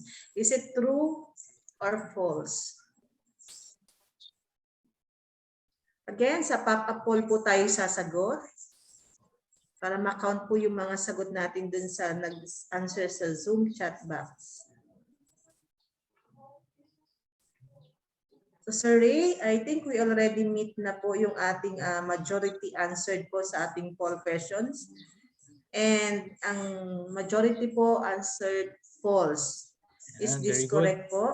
Okay, the answer is false. Tama po yung majority natin. False po, isa lang, di ba? Kasi section 52.1A siya, isa lang pong quotation ang requirement. Yung tatlo po, required po siya under section 52.1B, no? Yung shopping for common office supplies or equipment. Yan. Thank you very much, Ma'am Jo. Wala silang price? Wala po, sir. Wala ba? Okay. Ang price nila is nanalo po. Tama ang sagot nila. Yan, very good. Natama yung sagot. Panalo na yun, sir. May sumagot ng letter B. Okay. Okay. So sa mga live viewers natin sa Facebook, no, you can also respond using our yung comment section po. No, ayan. Pwede po kayo mag-comment doon to participate. And reminding everyone, you can use the comment section in our chat box for any questions. No? Parang may mga nagtanong pero parang dadalawa pa lang. No? Sabi nga no, Ma'am, anong ating executive director nung day 1, you challenge the policy and you can ask questions po. Okay? So moving on tayo. Punta na po tayo sa negotiated procurement. The negotiated procurement actually is composed of many modalities. Ang dami-dami po nito. Negotiated procurement po ang tawag sa kanya kasi po hindi na po siya pwede mag-fall dun sa previous alternative modalities na nabanggit po natin. Very specific po kasi mga yun. So negotiated procurement is composed of the following modalities. Okay, meron po siyang two-field biddings, negotiated procurement emergency cases, negotiated procurement takeover of contracts, adjacent or contiguous contracts, agency to agency, scientific, scholarly, artistic work, exclusive technology and media services, highly technical consultants, small value procurements, list of properties or real property or venue, defense cooperation agreement, NGO participation, community participation, United Nations agencies, international organizations or international finance institutions, and the newest, ito yung pinakabago natin, direct retail purchase of petroleum, oil and lubricants, products, and airline tickets. Yan. So ang dami-dami. Explain po natin isa-isa ito, no?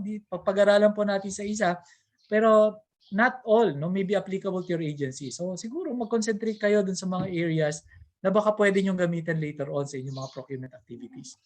Of course, starting with the two-field biddings. Now, why do we call it two-field biddings? Because this modality is applicable to goods, infrastructure projects, or consulting services. And the requirement is that there must be 2 successive failures of bidding or limited source bidding. 2 successive failures of bidding or limited source bidding. Sabihin, nagpabid ka once, failure. Nagpabid ka twice, for the second time, failure pa yan. Can you use negotiated procurement due to two-failed biddings? Actually, yes, generally. Pero in some instances, you cannot do that if the reason for a declaration of failure of bidding is due to Section 41. Okay? So we have to understand that there are 2 instances where procuring entities can declare failure of bidding. And that is Section 35 or Section 41. So dalawang rules po na pwede na yung mag-declare ng failure of bidding. And that is Section 35 or Section 41. What is Section 35? Section 35 is when the procuring entity or the Bids and Awards Committee declare failures of bidding due to the following conditions. Number 1, no bids were received. Ibig sabihin, nagpabid ka, walang nag-submit. Number 2, all prospective bidders were declared ineligible. Ibig sabihin, lahat sila na-disqualify sa opening ng first envelope. Okay, third, all bids failed to comply with the bid requirements post-qualification and there is no successful negotiation. Na-fail sila sa post-qualification o kaya walang successful negotiation. Or there is a winning bidder. Yan. Okay, there's a winning bidder but refuses without justifiable cause to accept the award of contract. And then there will no contracts award of contracts made. Okay, so if the reason for declaration of failure of bidding is due to this, that is section 35, you can go to negotiated procurement due to 2 failed biddings.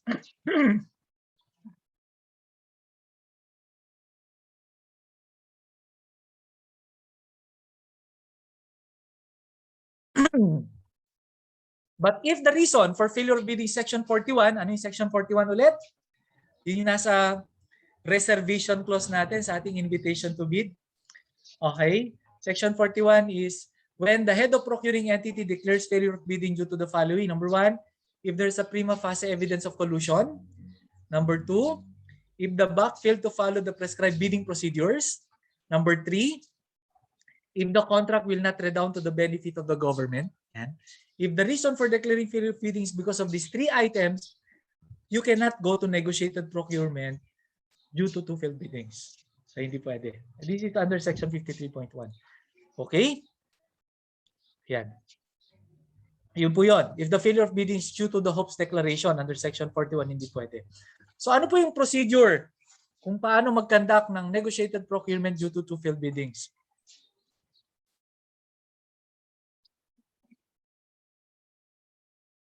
Okay. Number 1, of course, there should be declaration of failure of bidding. There should be evidences that you have declared failure of bidding. So ang evidence na pwede natin gamitin dito ay yung mga back resolutions natin declaring failure of bidding due to section 35. After the declaration of failure of bidding, there must be mandatory review. Okay? Mandatory review is similar to a root cause analysis. No? Root cause analysis meaning the Bids and Awards Committee together with the technical working group. Yung mga ibang participants po natin, nakasama na rin po namin nasa nakaka-award. Should study, parang may ibang training yun.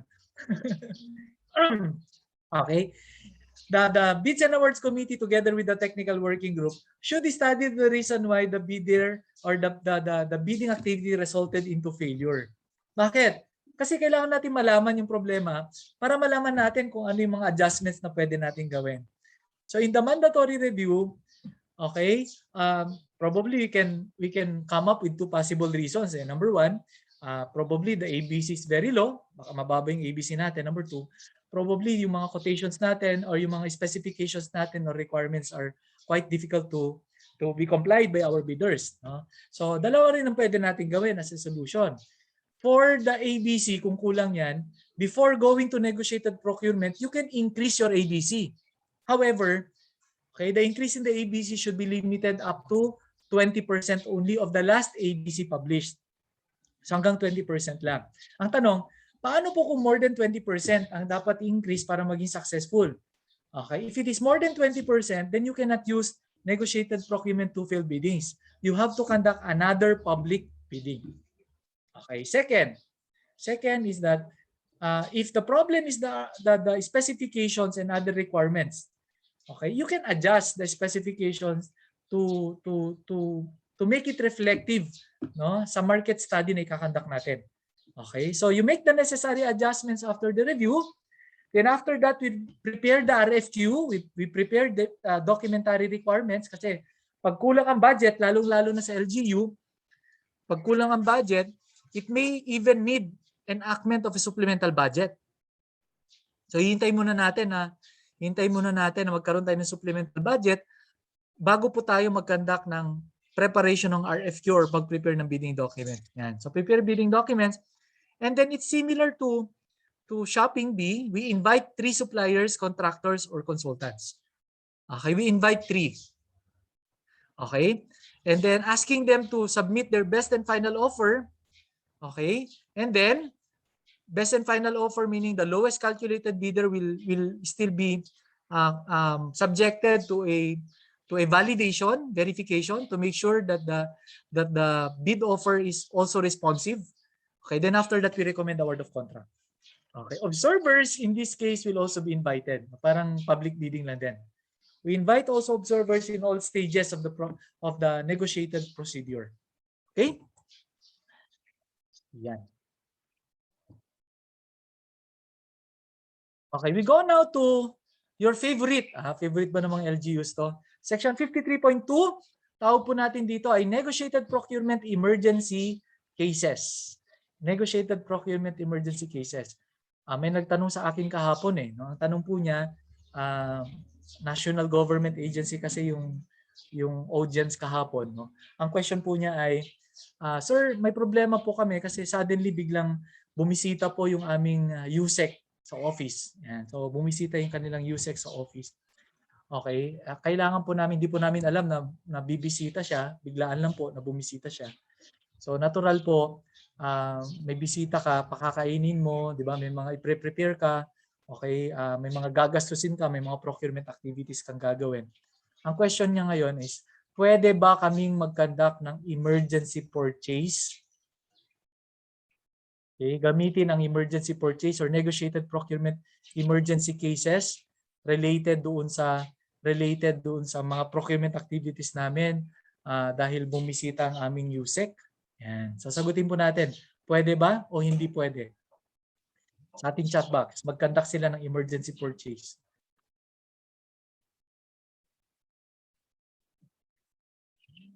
Yan, very good. Natuto na tayo. Okay, ang sagot dyan ay hindi pwede. Pero syempre ako naman, hindi naman po ako ganun ka-harsh pag may nagtatanong. No? Sabi ko, hindi pwede, hindi po ganun. Okay, ang tanong ko sa kanya, tinanong ko siya, sinagot ko siya sa pamamagitan ng isa pang tanong. Sabi ko, ma'am, pagka hindi po ba kayo bumili ng mga items na yan, may mamamatay po ba? O kaya, may mga masisira bang ari-arian? Sabi niya, wala naman po.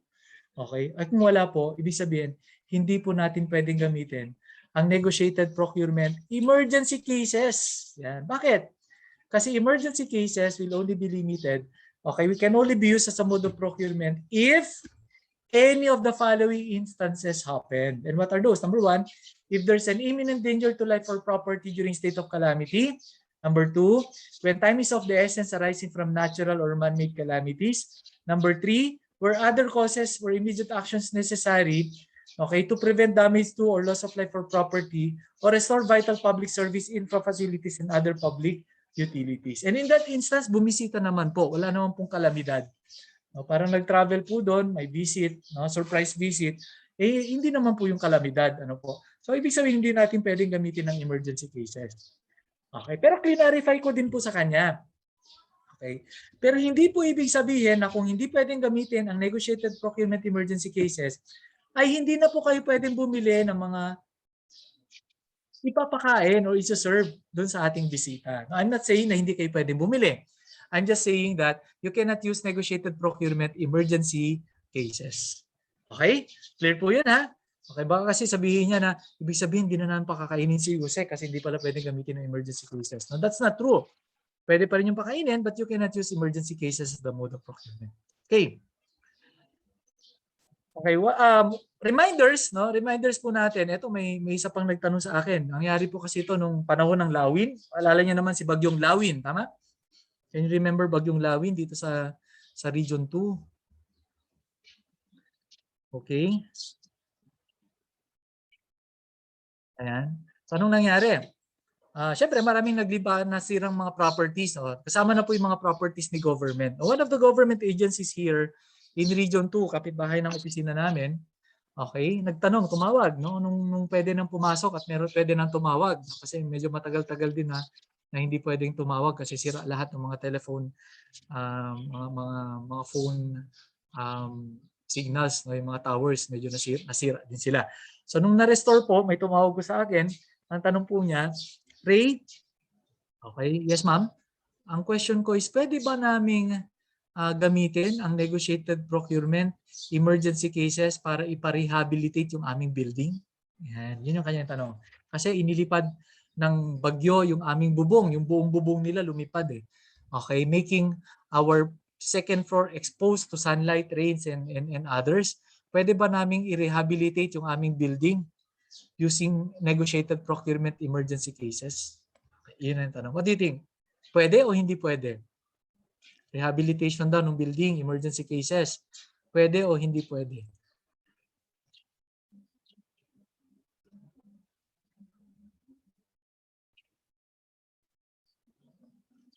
Okay. Very good. Lang nauuna tong LGU, no? LGU gubat sa mga answer ng questions natin. Mabilis ang internet siguro sa kanila. Okay, sabi ko, anong hindi pwesi? Hindi pwesi. Parang nag-apura si LGU Picong ng kanyang pag-type, no? Hindi pwesi yung kanyang tinype. Okay lang po, huwag na kayo umiyak. No, tao lang nagkakamali. Magkatabi naman po yung D at saka S sa atin. Nakamali lang po ng tinype. Okay.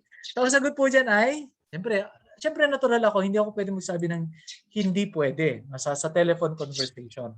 So, sinabi ko muna, no? Tinanong ko muna, ma'am, what do you think among the conditions under emergency cases na pwede natin ma-comply? Sabi niya, number one. May number one, Ray. Sabi niya, ano number one po? There is an imminent danger to life or property, during state of calamity. Okay, kasi under state of calamity pa lang tayo. Yes, ma'am. State of calamity pa rin tayo. Kaya lang yung number one requirement, is there an imminent danger to life? Is there an imminent danger to life? That's the first question. Sabi niya, oo, di ba? Meron. Kasi walang bubong yung aming office. Siyempre, pag pumasok kami doon, baka mamatay kami, di ba? Sa high blood, di ba? Mainit, di ba? O kaya madaganan kami nung mga debris, o di ba mamamatay kami? There's an imminent danger to life. Sabi ko sa kanya, ma'am, papayagan po ba ng opisina ninyo na gamitin yung building kung sira na siya? Sabi niya, hindi naman. O hindi walang imminent danger to life. Okay, is there an imminent danger to property? Ayun, sabi niya, yes. Bakit meron? Kasi siyempre yung mga gamit namin, yung mga computers namin, yung mga files namin, yung mga cabinets namin, yung mga air conditioning units namin, masisira sila, di ba, kapag hindi siya ni-repair or hindi siya ni-rehabilitate? Okay. Ang last question ko sa kanya, kung sakali ma'am, no, for the sake of discussion, allowed kayo mag-conduct ng emergency cases, kung ipapagawa natin ngayon yung building ninyo, matatapos rin po ba siya ngayon? Okay, yun ang last question ko sa kanya. Sabi niya, rehabilitation to Ray, hindi siya matatapos no, ng ngayon. 1 week matatapos, hindi po. Sa POW, ilang buwan o ilang araw po siya pwede matapos. Ang sabi ng aming engineer, matatapos siya ng 6 months. 6 months daw matatapos yung rehabilitation ng building.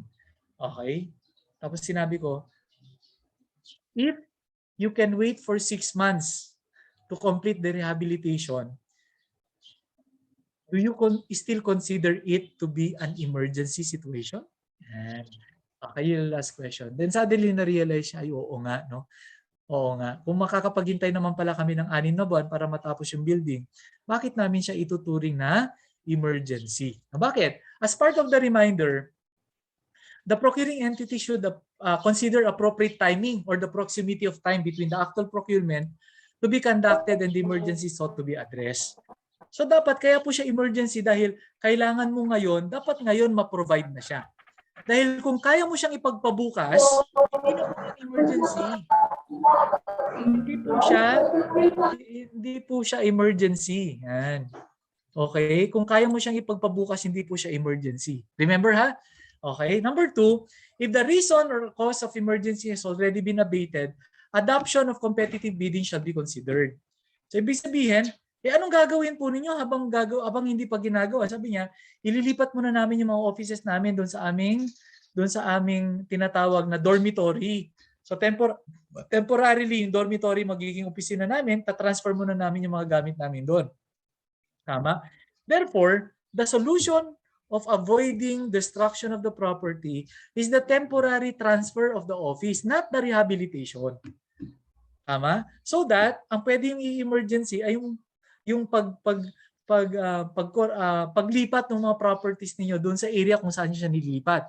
Pero the rehabilitation of the building, because na-abate na yung issue, should be conducted using public bidding, procured using public bidding. Okay? Third, when the ground is based on imminent danger to life or property during state of calamity, there must be a declaration or by a competent authority of a state of calamity before the procurement activity may be undertaken.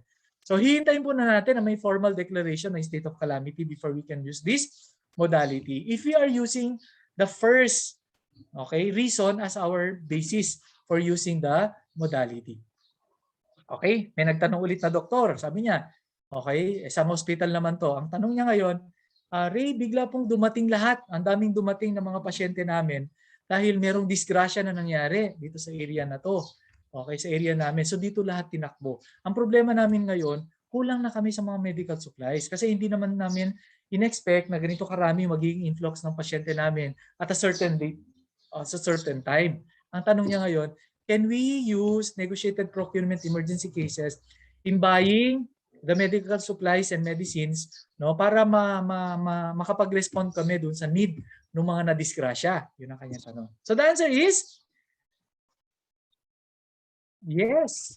Okay, ang next question niya, hindi ba namin kailangang mag-declare muna ng state of calamity? Ang sagot, no. Bakit? Because negotiated procurement emergency cases is not limited only to the occurrence of calamity. Remember, may item 2 pa. At ang nakalagay sa item 2, okay, if there's an imminent, if time is of the essence arising from natural or man-made calamity. Okay, in that item 2, there is no need to declare state of calamity. Okay, there will only be a requirement of justification coming from the end user, okay, proving that there is a requirement of immediate purchase to avoid loss of life. Yan. So, kailangan i-prove lang po niya. Okay? Clear? Clear. Okay. So, ano yung mga documentary requirements under negotiated procurement emergency cases? So, kailangan po magkaroon po siya ng mayor's permit. Kailangan legit business pa rin po yung katransact natin. Number 2, pick-up license kung infrastructure projects yung bibili natin. Net financial contracting capacity if infra at more than 500,000 yung ating ABC. Okay, latest income and business tax returns for ABCs above 500,000 and omnibus sworn statement for ABCs above 500,000. Okay, so those are the documentary requirements for emergency or negotiated procurement emergency cases. Okay. DPP Resolution number 3/2020, if you can remember this, no? Ito po yung in response, ito po yung resolution issued by the Government Procurement Policy Board as an initiative, no? Initiative, okay, to provide rules and regulations for the effective, efficient and expedite procurement procedures during state of public health emergency. Okay, nung nag-declare po ang ating presidente, okay, ng public health emergency, nag-declare po sila na the Philippines will be put into enhanced community quarantine to avoid the spread of the virus. Okay, as part of the initiative of the GPPB, nag-issue na po sila ng policy kung paano po gumawa ng procurement related to COVID-19. Ayan. It also allows inclusion of items needed to address the current COVID-19 situations, the list of common supplies and equipment, okay, as requested by the Department of Health to expedite the emergency purchase of the said items and to ensure prompt mobilization and delivery. Okay? Okay. The adoption of efficient expedite procurement procedure state, during state of public health emergency, ito po yung naka-adopt or ginamit na policy doon. Dispense with the required written confirmation of the home on the use of negotiated procurement emergency cases. It can be delegated to any unit or the end users. Provision of immediate response and initial recovery steps as part of the mechanism to respond to COVID-19. Inclusion of list of real property and venues, included the items on the list of common office supplies. May mga COVID-19 items ay naisama na sa common use supplies or equipment. So I think may mga current issues tayo dyan, current problems. But please don't ask those questions mamaya kasi we will hold those people conducting investigations, those proper agencies conducting investigations to find out what's really wrong, or right on the procurement conducted on these items. Magdi-disclaim na po ako, baka mamaya yun ang tanongin niyo sa akin.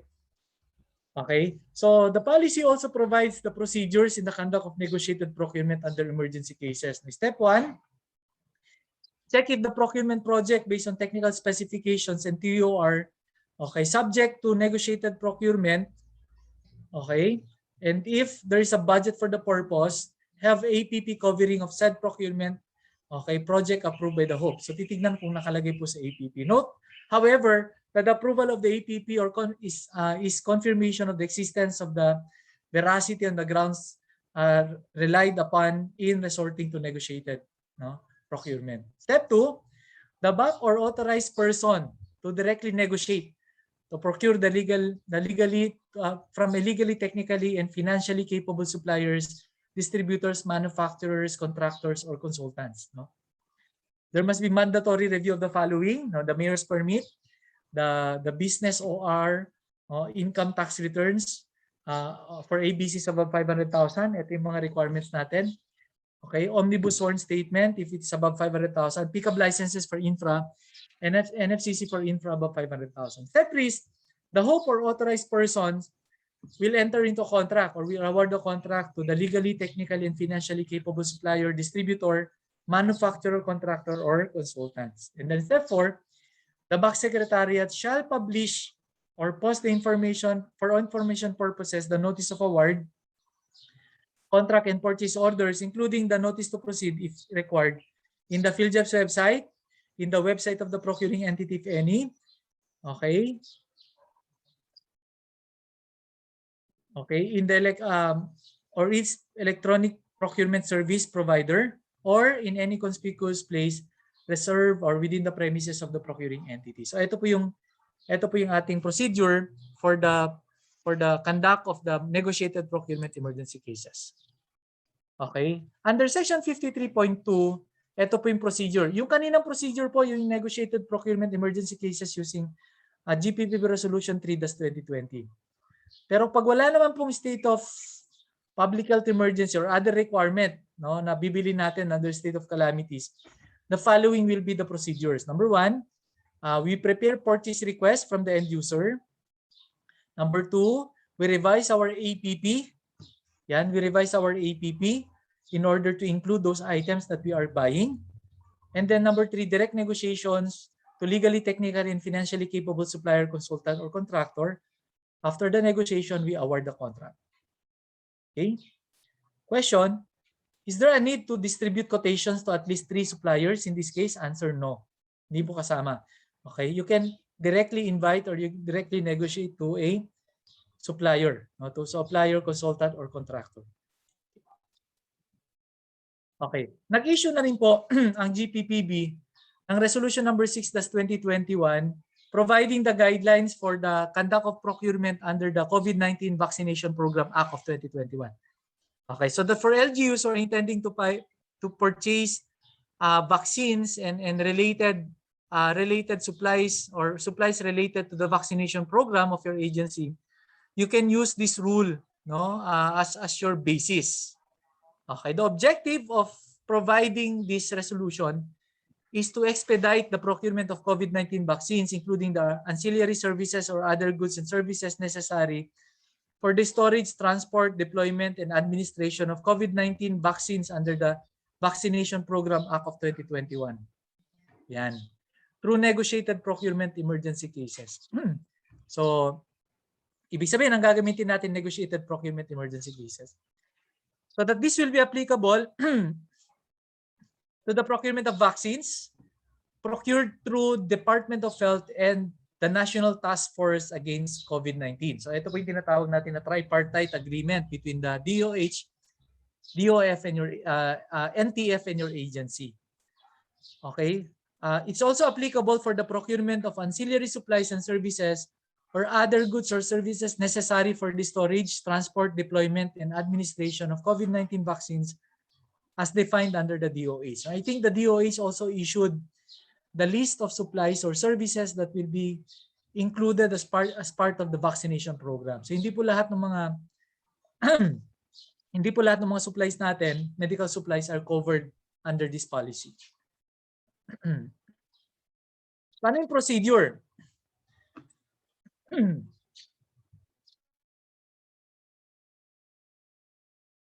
Paano yung procedure?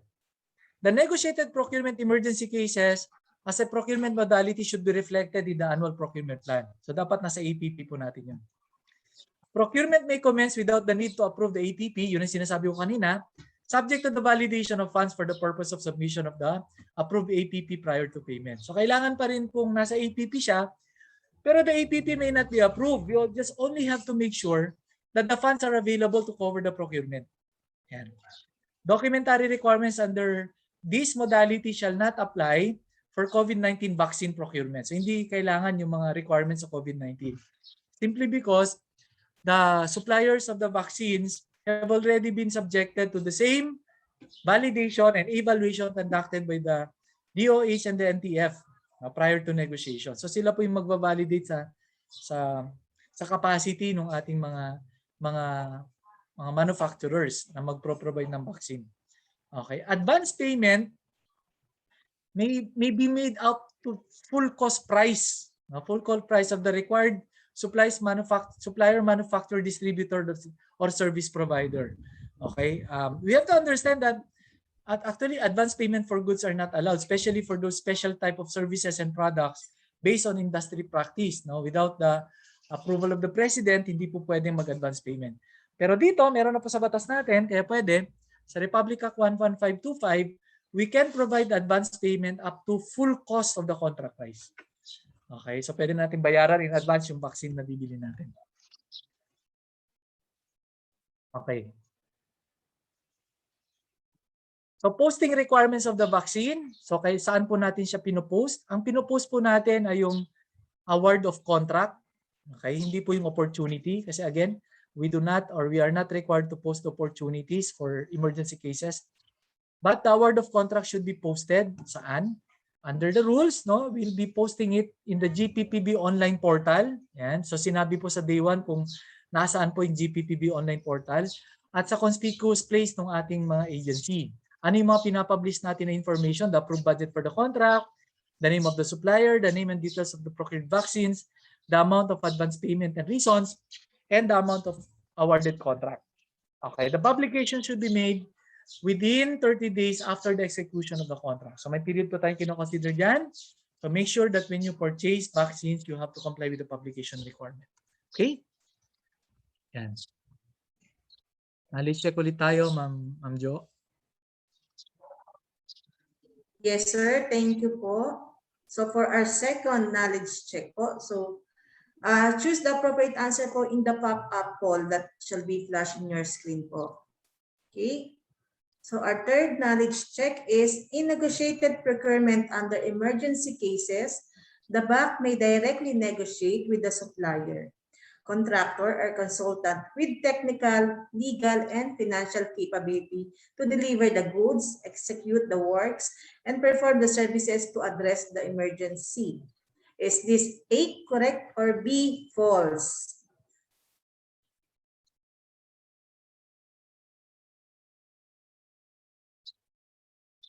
Okay, I repeat po, in negotiated procurement under emergency cases, the BAC may directly negotiate with the supplier, contractor, or consultant with technical, legal, and financial capability to deliver the goods, execute the works, and perform the services to address the emergency.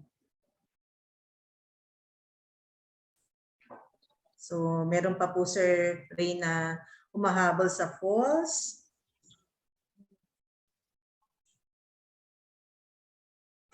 So again, may I remind the Zoom participants po, kindly keep our microphones muted po so as not to distract the other Zoom participants and our resource speaker po. Okay, so I guess sir, naka-majority na po tayo sa answer po sa ating poll question. So majority answered true. Is this correct po, sir? Very good. Tama po ang sagot natin. True. Tama po yan.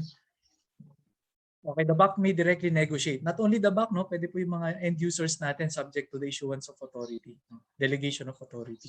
Okay, congrats sa mga nag-true. Okay, sa mga nag-false, again, we learn from our mistakes, no? Bawi-bawi tayo. Okay, i-review natin ulit yung slides mamaya after receiving copy so that we can be also be reminded kung ano or paano po natin ginagawin po. Okay, thank you very much, Ma'am Jo. And moving on.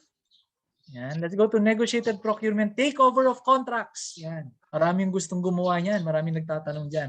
What is takeover of contracts? Takeover of contracts is applicable to goods, infrastructure projects, and consulting services, no? Ang procedural guideline natin dito is that the BAC shall post-qualify, negotiate and negotiate starting from the second lowest calculated bidder or highest rated bidder of the said bidder's original bid, then to the next if negotiation fails. Okay, so yun po yung procedure natin. So, paano ba natin ginagawang takeover of contracts? No?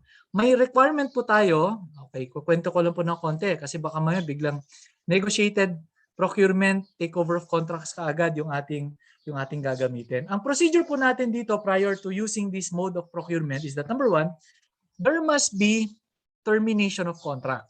Ibig sabihin, there was already existing contract, existing supplier, existing contractor, existing consultant doing the project. So may na-award na tayong project sa kanya. But suddenly, due to the fault of the supplier, contractor, or consultant, the contract was terminated. Ibig sabihin, hindi na niya i-continue yung project. Yan. So the project will no longer be continued. Now, pwede ba natin gamitin ang takeover of contracts? Answer, yes, pwede. Provided we should comply, okay, with the existence of any of the following conditions. So dapat, bago natin i-take over yung kontrata, kailangan ma-prove muna natin na nag-exist yung any of these conditions. Tingnan natin, ano yun? When there is an imminent danger to life or property during state of calamity, when time is of the essence arising from natural or man-made calamities, or to restore vital public service, facilities, or public utilities. So ibig sabihin, parang emergency purchase ito, parang emergency cases. Only that, you will be taking over the contract kasi nga mayroong existing contract and you wanted to continue the implementation of the project starting from the bidders who have participated from the previous bidding activity you have conducted. Okay? So i-prove mo pa rin na may existence yung dalawa. So hindi basta-basta pwede na kapag na-terminate na yung kontrata, i-take over of contract na natin. No? Hindi pwede yun. Kailangan ma-prove mo muna ang existence in any of those conditions. So how to do the process is yun. Hahanapin mo ulit kung sino yung mga nag-participate sa bidding mo nung araw. You will negotiate starting from the second bidder kasi hindi siya yung nanalo. At ang basis ng negotiation natin, kung magkano yung presyo na binigay niya nung siya ay nag-bid. Kung ayaw niya na, syempre baka nag-lapse na yung bid validity niya or matagal na rin na panahon ang nakalipas bago ka nakipag-negotiate sa kanya, the price may no longer be reflective of the current market prices, so ayaw niya, then you go to the next and so on and so forth hanggang maubos mo sila. And then if negotiation fails, doon sa mga nag-participate ng bidding, that's the time you go to the next procedure. You invite a short list of at least 3 suppliers, contractors, or consultants to submit bids and negotiate starting from the lowest calculated bidder or highest rated bidder, or resort to any other appropriate alternative method of procurement, such as emergency cases.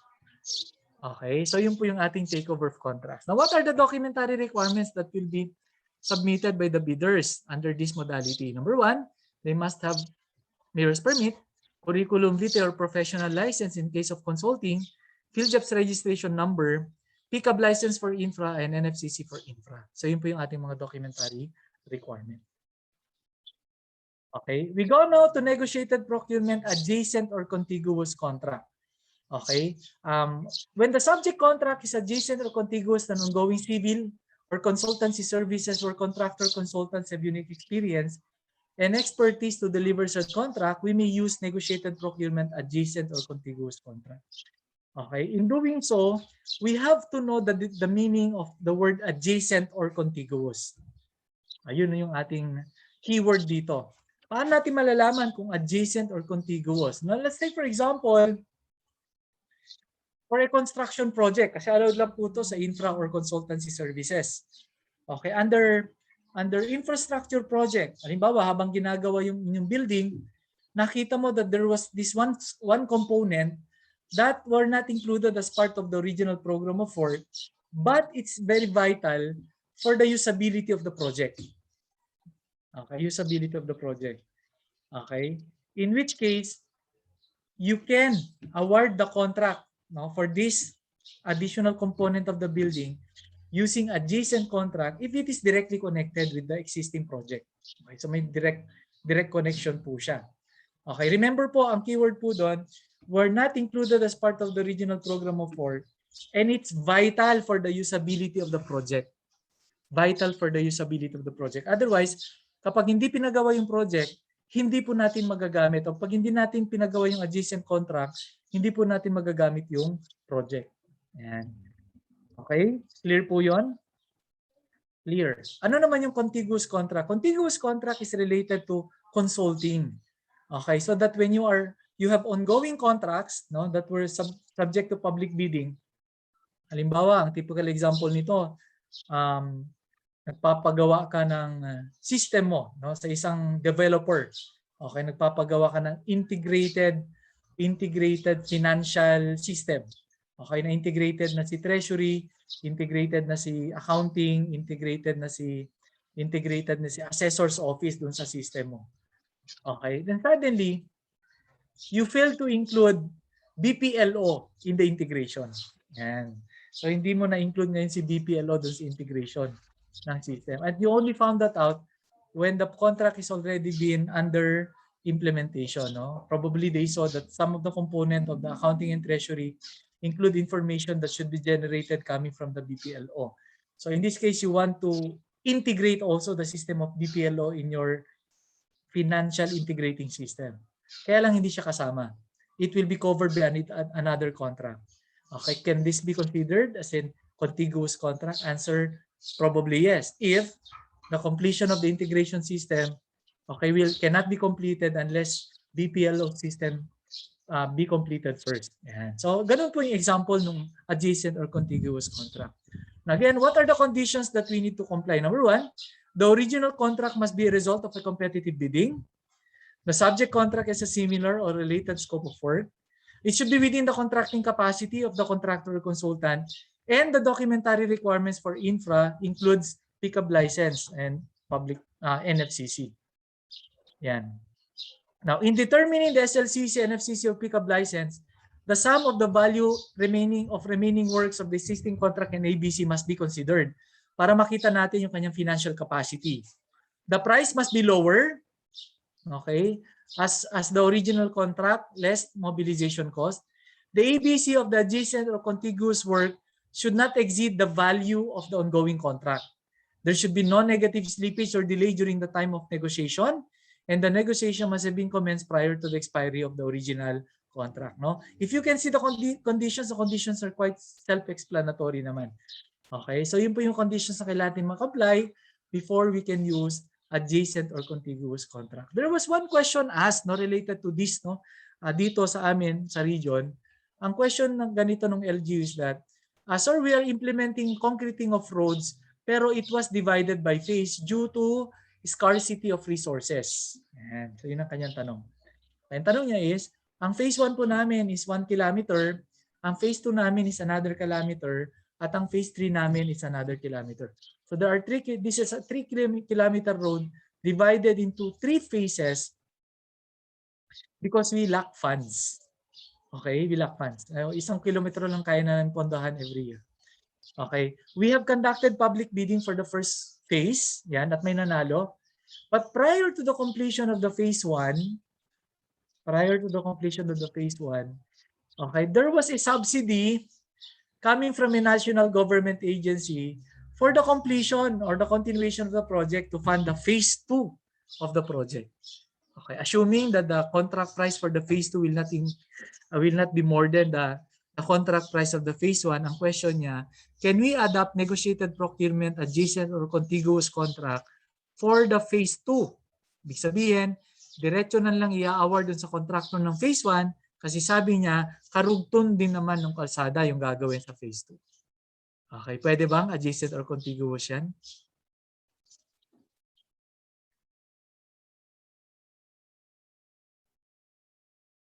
Yes or no sa ating chat box.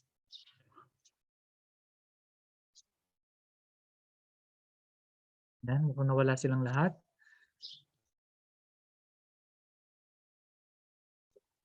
O mahabang isipan lang. Nag-deliberate muna ang back members bago sila sumagot.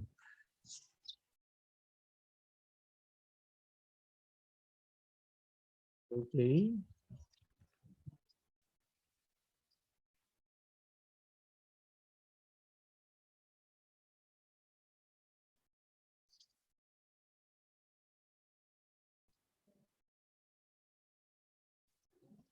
Okay. Thank you sa mga sumagot. No? Halo-halo yung sagot natin. May sumagot ng yes, may sumagot ng no. At ang sagot natin is no. Hindi pwedeng i-award yung phase 2 under adjacent or contiguous contract. Kasi nga po sinabi natin kanina, in order to it to be considered an adjacent contract, is that number one, that part of the contract was not included as part of the program of work. Eh, sa program of work, nandun na siya, but it was designed to be implemented separately from phase 1. And in fact, that you are dividing the project into implementation of several phases, okay, you have already identified that the project can be implemented without the need of completing the first project. Yan. So hindi naman po sila, magkarugtong nga po sila, pero they can be implemented independently from each other. So ibig sabihin, the completion of phase 1 will not be dependent on the completion of phase 2. Therefore, hindi mo pwedeng i-award yung phase 2 using adjacent or contiguous contract dun sa contractor mo ng phase 1. Clear? So yung mga nag-implement yan ng phase 1, phase 2, phase 3, hindi po pwedeng adjacent or contiguous contract ang gamitin natin for the succeeding phases. Kasi the fact that you have separated it by phase, it means that that particular phase can be completed without the need of implementing phase 2 or succeeding phases. Clear? I hope that's clear. Okay, moving on. Agency to agency. Okay, what is this? Okay, it's applicable to goods, infrastructure projects, or consulting services. Wherein, okay, you are procuring, no? Our agency is procuring from another government agency that has the mandate to deliver goods and services or to undertake infrastructure projects or consultancy services as required by the procuring entity. Yan. So kailangan may mandate siya. So we are buying it from another government agency. So in this case, ang kausap natin si government agency. However, ang norm po kasi natin sa government is that we should not be competing with private institutions. Bakit? Because we have to give them room to conduct businesses. Kaya dito, as part of the condition, the end user must be able to prove, okay, the procuring entity through the end user must be able to justify that entering agency to agency with another government agency is more efficient and economical to the government. Yan. So dapat may proof po siya yan. So magkakandak po siya ng tinatawag na cost-benefit analysis. So the cost-benefit analysis must be conducted by the end user. Number 2, the servicing agency has the absorptive capacity to undertake the project. So ibig sabihin, may kakayanan siya mag-implement ng project. And number 3, the servicing agency owns or has access to necessary tools or equipment required for the project. Kapag sinabi nating access or own, pwedeng dapat sa kanya po yung mga equipment na gagamitin. Or kung kukunin po niya yung equipment sa ibang entity, dapat sa government agency din niya kukunin, hindi sa private entity. Okay, clear? So very important dito yung capacity. Procedural guidelines, the end user should justify. Kaya very important ang role ng end user. That the resort to A2A is more efficient and economical to the government. The end user shall also secure certificate from the relevant officers of the servicing agency that the latter complies with the conditions. The BAC shall issue resolution recommending A2A to the HOPE, and then the HOPE will enter into a memorandum of agreement to the servicing agency upon approval of the BAC recommendation. Okay, so yan po yung procedure. O yan po yung process. Procedural guidelines natin. Okay, clear? May nagtanong minsan sa akin, ang daming tanong. No? Ikwento ko na rin sa inyo no? Para malaman natin kung paano. There was one national government agency here in Tugigaraw, and very specific, no? Pero NGA naman siya. Okay, asking kung agency to agency bang maituturing kung ang ginagawa nila is ita-transfer nila yung fund nila kay DPWH for DPWH to implement the project for them. Okay, yun ang tanong niya. Ang problema kasi wala silang technical expertise sa opisina nila to undertake the construction kasi wala silang engineer na position. So ang gusto nila, may project sila for the construction of an office building, ita-transfer nila yung pera kay DPWH for DPWH to implement the project for them. Question. Okay? Agency to agency ba ang mode of procurement na yun? O hindi? Yes or no lang po sagot. Is that considered agency to agency or it's not considered agency to agency?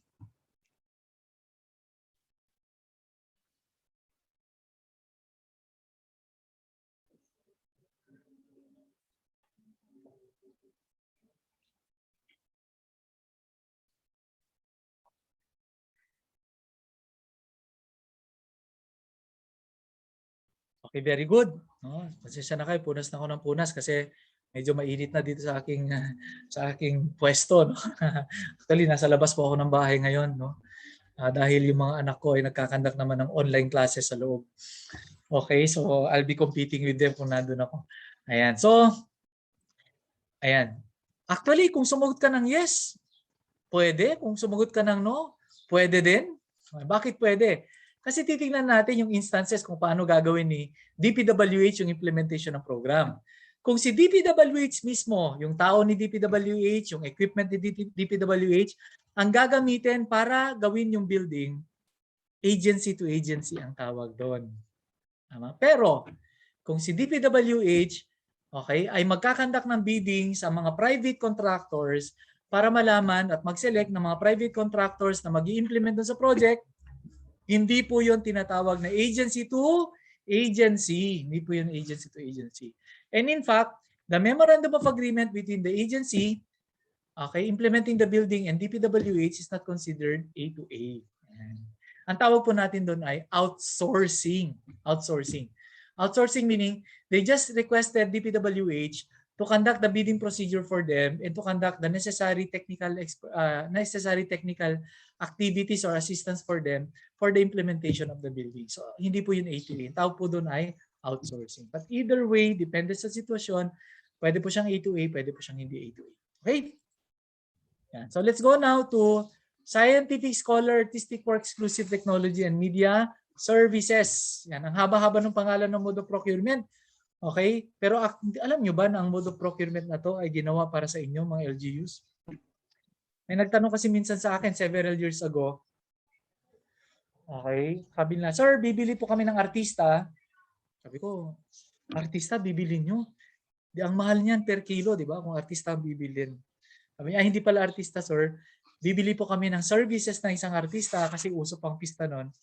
Magse-celebrate po kasi ng pista yung aming munisipyo at kailangan po namin part of our activities, may mga shows, di ba? Mga shows at gusto po namin kunin yung mga magagaling na singers. Okay, para mag-perform. Ang tanong is, anong mode of procurement po ang gagamitin namin? Yun ang kanyang tanong. Okay, so nung araw hindi ko po masagot kasi nga po walang basis. Okay, wala pong basis. Pero gagamitin lang po yung mga modalities na applicable. Okay, pero maganda dahil sa maraming issues na ganito, nagkaroon po ng bagong modality. Ito po yun. Negotiated procurement, scientific, scholar, artistic work, exclusive technology, and media services. O ano, di ba? Pag kukuha ka ng magpe-perform na artista, tapos magkakanda ka ng public bidding, baka yung lowest calculated bidder mo, ang requirement mo lang nang basta magaling kumanta, o di ba? Magaling naman siyang kumanta kaya lang hindi siya mabenta. Baka walang dumalo dun sa program dahil hindi naman sikat yung artista. Ito normally kapag sikat yung kinuha mo artista, mas mahal siya, tama? Okay, so anong mode of procurement na pwedeng gamitin? Ito na po yun. Okay, if your procurement activities fall under the following or any of the following activities, then you can use this mode of procurement. What's that? Ayun. When you are buying work of art, tulad ng paintings, commission work or services of an artist for specific artistic skills such as singer, performer, poet, writer, painter, sculptor. Okay, pwede na to. At wala na pong tatlong quotation dito. Okay, you directly negotiate with the singer or with the artist na gusto mong gumawa nung artwork o kaya na gusto mong kumanta o magsayaw. Okay? Or if you are buying highly specialized life-saving medical equipment as certified by the Department of Health, or you're buying a scientific, technical, economic, business, trade, or journal, magazine, paper, subscription, under statistical publications and references. So pasok na po dito yung mga references natin, mga libro. Okay? Or you are buying the services for media documentation, advertisement or announcement through television, radio, newspaper, internet, or other communication media. And buying, construction, or installation of infra facilities where material, equipment, and technology under proprietary right can be obtained only from the same contractor. As you can see, these are all direct negotiations from the service providers or from the suppliers. Wala na pong tatlong quotations dito. Okay, minsan po kasi, nung araw nagpunta po ako sa Batanes, ay vendor, ano po, sa training, may nagtanong po doon. Sabi niya, sir, magpapapublish po kami ng public announcement para sa mga tao. Okay? Kailangan po ba namin ng 3 canvas pa? Okay, dati before this negotiated procurement came out, ang sagot sa tanong na yes. Kailangan magpa-canvas kayo kasi wala namang ibang modality na pwedeng gamitin except small value procurement. Okay, ngayon ang next question niya, ang problema namin sir dito sa Batanes, iisa lang po yung radio station. Saan po kami maghahanap ng 2 pa? O nga no. Pero syempre, sagutin mo pa rin. Yun sa pinakamalapit. 2 lang po ang pinakamalapit dito, Taiwan o kaya Apari. Yun po yung pinakamalapit. Pero pag Taiwan naman sir, syempre baka ibang language naman po yung announcement. Although naririnig nila doon yung broadcast ng Taiwan. Pero next issue, kung Apari naman po, hindi po umaabot dito yung kanilang signal. May problema, di ba? So buti na lang may ganitong mode of procurement na resolve. You don't need to have 3 quotations. All you have to do is to conduct market study and identify the service provider that can provide you your requirement and then directly negotiate with them. Okay? So what are the documentary requirements that will be required from our suppliers, contractors, or consultants under this modality? Ito po, kailangan may mayor's permit pa rin po siya. Kailangan may professional license or qualifications po siya kung consulting, may PhilJEPS registration number, at may income or business tax returns for ABCs above 500,000. However, the GPPB has issued the resolution that under this modality, if the service provider is an individual person who is not an established business entity, okay, these requirements can be waived. Hindi na po kailangang i-require. Halimbawa, singer. So sabi niya, sir, paano kung kukunin namin na singer ay yung taga-local na lang kasi siya yung nanalo sa singing contest ng aming probinsya. Pero may program kami, okay, siya na lang po ang magiging singer namin. Siya na po yung magbibigay ng concert para sa amin. Ang problema, hindi naman po siya business entity, wala naman po siyang manager, okay, at siya po ay regular na mamamayan lamang, hahanapan pa rin po namin siya ng PhilJEPS registration. Yun ang issue. Okay, kaya ngayon, pag individual ang kausap natin who are not established business entities, then these requirements may be dispensed with. Okay? Yeah. Moving on. Okay, procedural guidelines. There should be market study conducted by the end user to prove compliance with the different conditions and to provide justifications on the use of this modality. Then there will be direct negotiation to supplier, contractor, consultants, and then award of contract. Parang direct contracting lang siya. Pero dito kasi hindi naman siya exclusive. Okay, so ganun lang po ang procedure natin under this modality. Okay. Next is negotiated procurement of highly technical consultants.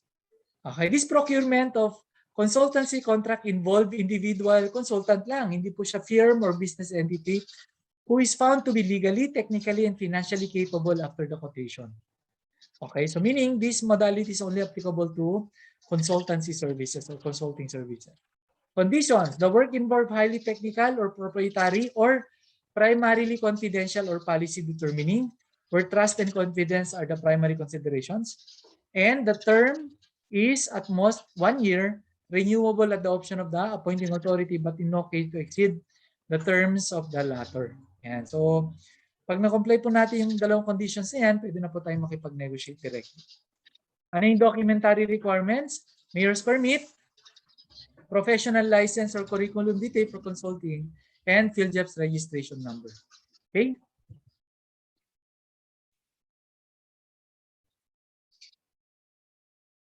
Yan. Okay, Defense Cooperation Agreement. Okay, this covers procurement of major defense equipment or defense or material defense related to consultancy services. It's applicable to goods and consultancy services. Kaya lang, this is only applicable to Department of National Defense. Yan. So, ibig sabihin, hindi na to applicable sa LGU. Okay, however, i-discuss na rin natin, baka alam natin may kakilala tayong taga dyan at magpapaturo later on. Okay, the DND may directly negotiate with an entity or another country within which with which the Philippines has entered into defense cooperation agreement. So meron kasi tayong defense cooperation agreement na pinasukan with this country. Okay, subject to the following conditions: that the Secretary of National Defense deem it necessary to protect the interests of the country, that the expertise of the capability required is not available locally, and the procurement requirements are included in the AFP modernization program previously approved by the President of the Philippines. Okay, defense inventory base dapat the DND may negotiate, no? The Secretary of Defense shall show to be the final authority to approve procurement of defense inventory based items or defense related consultancy services as the President has already approved the AFP modernization program. Meron na tayo yan. Okay? Moving on to the next kasi hindi na masyadong applicable sa inyo, hindi na tayo mag-elaborate. Punta tayo sa favorite nyo. Negotiated procurement, small value procurement. Yan. Ano ba yung small value procurement? So this is applicable to goods, infrastructure projects, and consultancy services. Okay? So ano yung conditions natin? The procurement is not covered by shopping under Section 52. So wala namang unforeseen contingency, pero hindi naman common office supplies yung binibili natin, kaya small value ang ating modality. Okay? Sorry, nawala yata yung share. Ano ba tayo?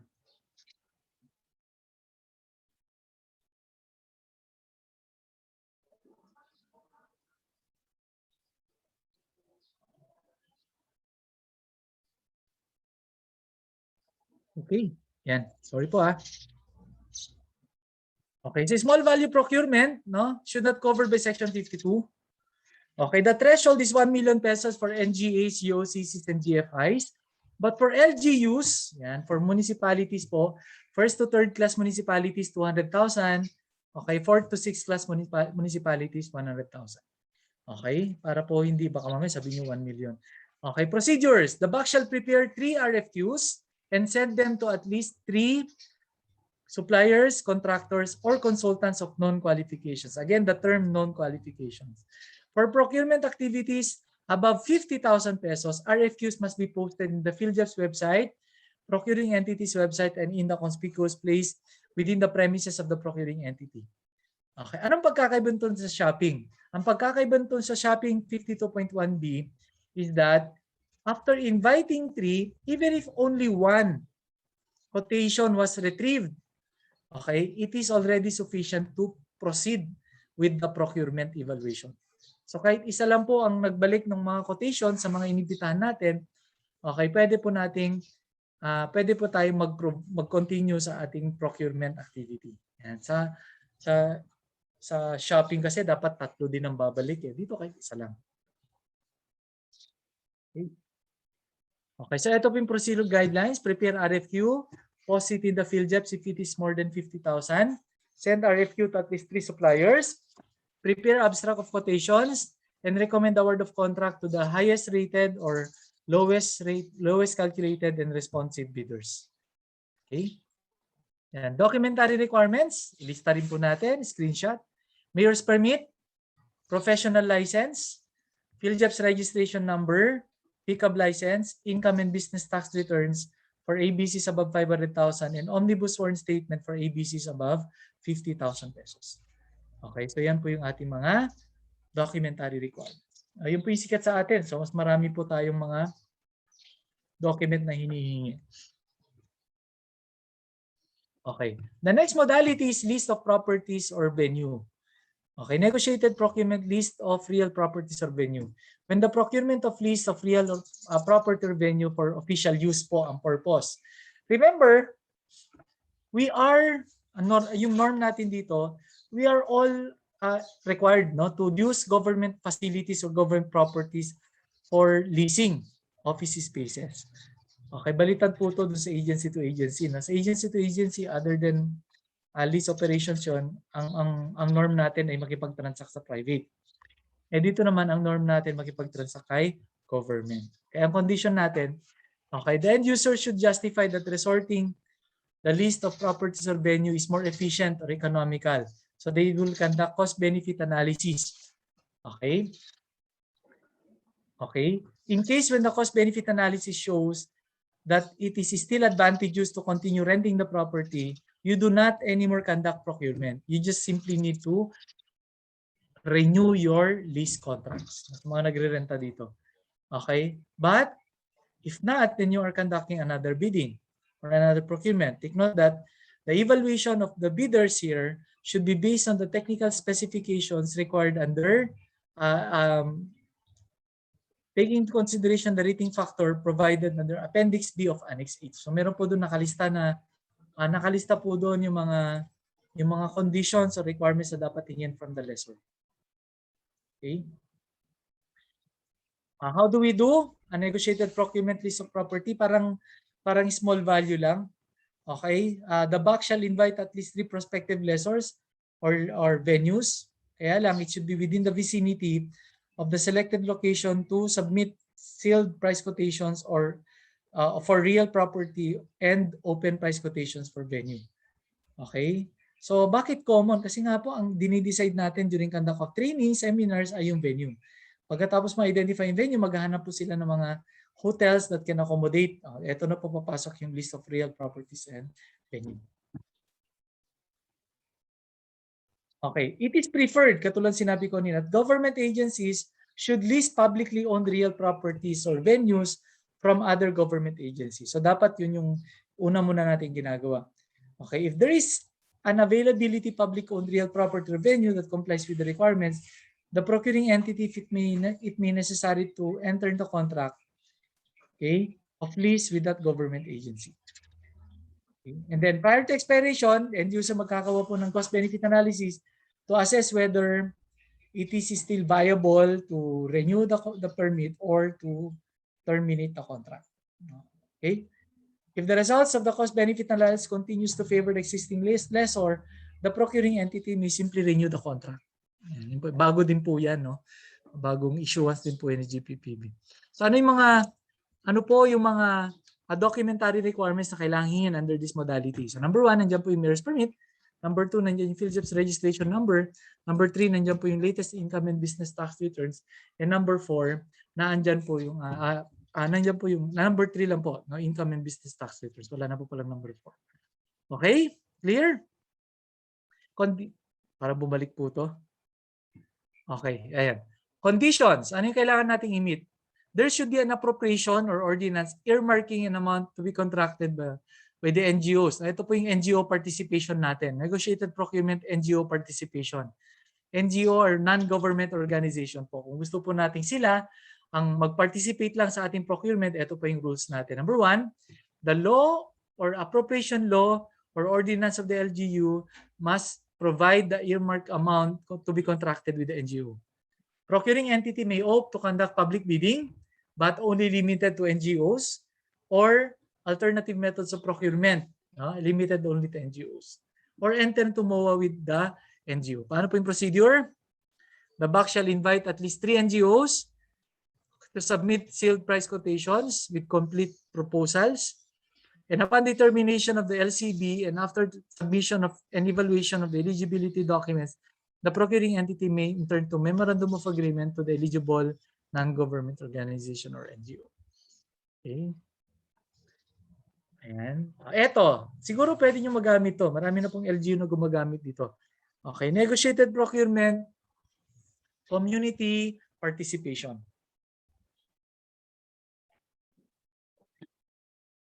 What negotiated procurement community participation?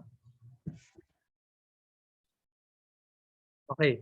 If the project involved people in the community, in projects to address their own community needs, or the participation of local communities in the delivery of goods, including non-consulting services and simple infrastructure projects, or in the interest of project sustainability, or to include certain public specific social objectives, we can use this modality. Negotiated procurement community participation applicable only to goods and infrastructure projects. So nag-issue na po ng manual ang ating Government Procurement Policy Board related to this.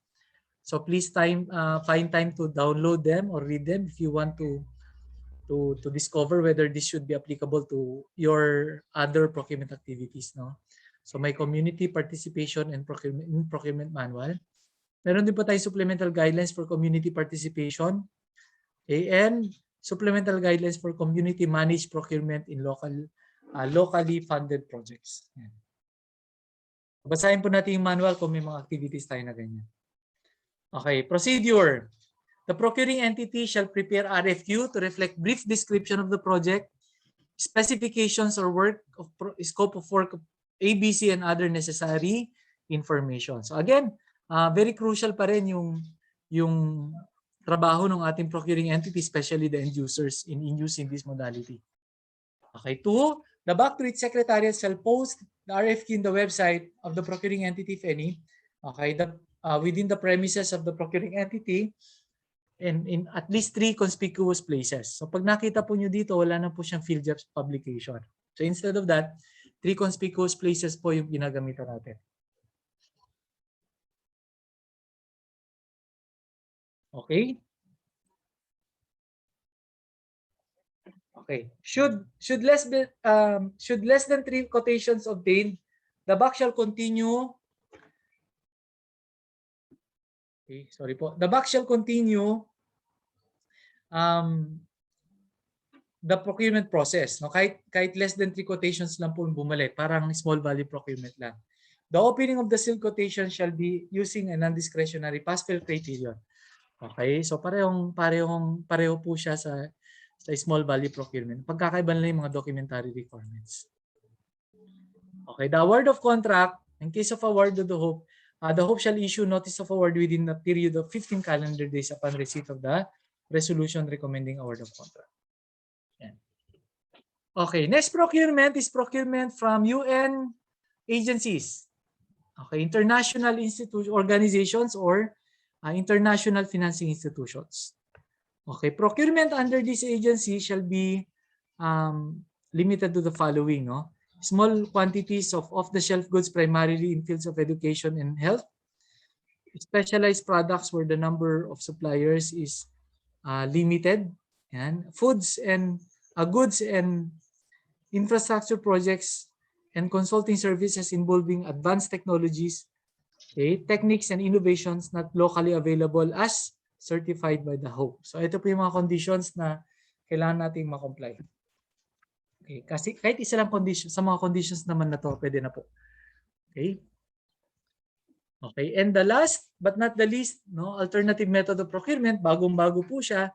Okay, ito po yung direct retail purchase of petroleum, oil, and lubricants, okay, products and airline tickets. Actually, ginagawa na ng mga LGUs nung araw eh.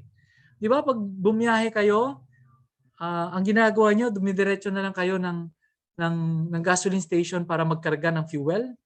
Wala namang mga recommendation as to mode of procurement na ginagamit. Basta kumarga na lang kayo ng fuel, tapos nagre-reimburse or nagli-liquidate na lang kayo after. Okay. Actually, dati wala pong legal basis yun. Okay. Pero ngayon, ginawa na po ng legal basis. Okay. So this is resolution number 24-2019. Okay. Ano po yung mga coverage nito? Direct retail purchase of petroleum, oil, and lubricants and airline tickets may be made by the end users from identified direct suppliers or service providers. Now, the BAC and the Hope, okay, shall delegate specific officials, personnel committee, or office in this space, no, the conduct of the direct retail purchase. Okay. And number 3, it shall be done through competitive bidding except for procuring entities determined that direct retail purchase is the best modality to procure non-bulk fuel products and or line ticket. Yan. So, I'll repeat. Kailangan mag-conduct pa rin kayo ng ng determination, no? Determination kung pwede pa itong magamit. Okay? Okay. The resolution also provides the conditions for petroleum, oil, and lubricants, no? Fuel requirements necessary for the operation of P shall be reflected in the APP pa rin, including provisions for foreseeable emergencies during historic records, no? Direct purchase must be made from any retailers. Ibig sabihin diretso sa gasoline station yung karga. Pupunta ka sa gasoline station, karga ka na kaagad. Okay? POL procurement must be intended for any official government vehicle and equipment for immediate consumption.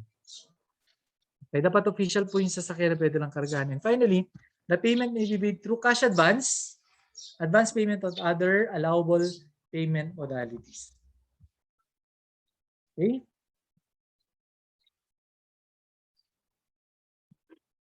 Okay. Direct retail purchase of petroleum. Airline tickets naman. Although hindi pa pwede mag-travel ngayon, paano ka ba bibili ng airline tickets? Pag bumili ka ng airline tickets directly from a airline company using the internet, ito po yung saklaw nitong rule na to.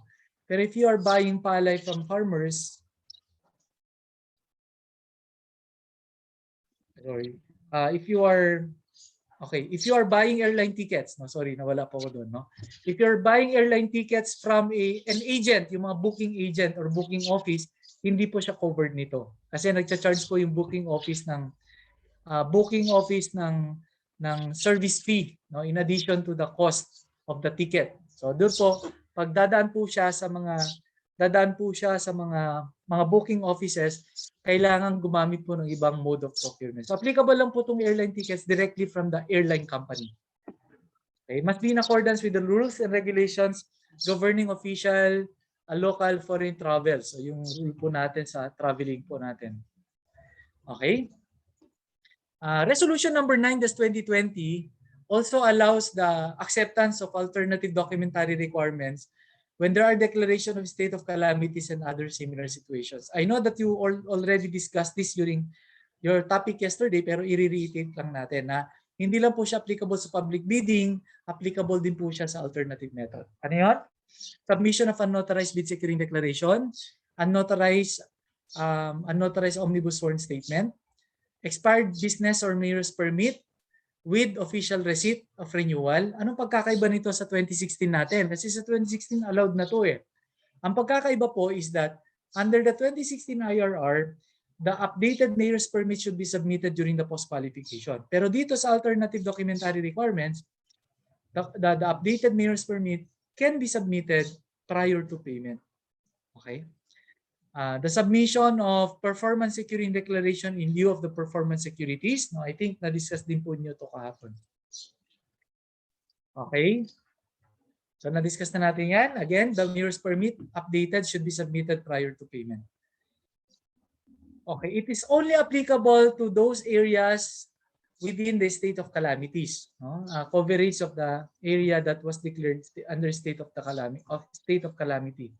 Or implementation of community quarantine or similar restrictions. So it's not based on the location of the procuring entity. It should be based on the location of the bidder. Kung saan po nanggaling yung bidders natin. Okay? The slide provides information as to whether we require performance or warranty securities under alternative method. Limited source bidding, performance yes, warranty. For highly specialized type of goods, no warranty security is required. Direct contracting, hindi na po kailangan ng performance pero kailangan may warranty. Under repeat order, katulad din ng direct contracting, warranty lang ang kailangan. For two-field biddings, kailangan may performance security and at the same time, meron po siyang warranty security except for consulting services.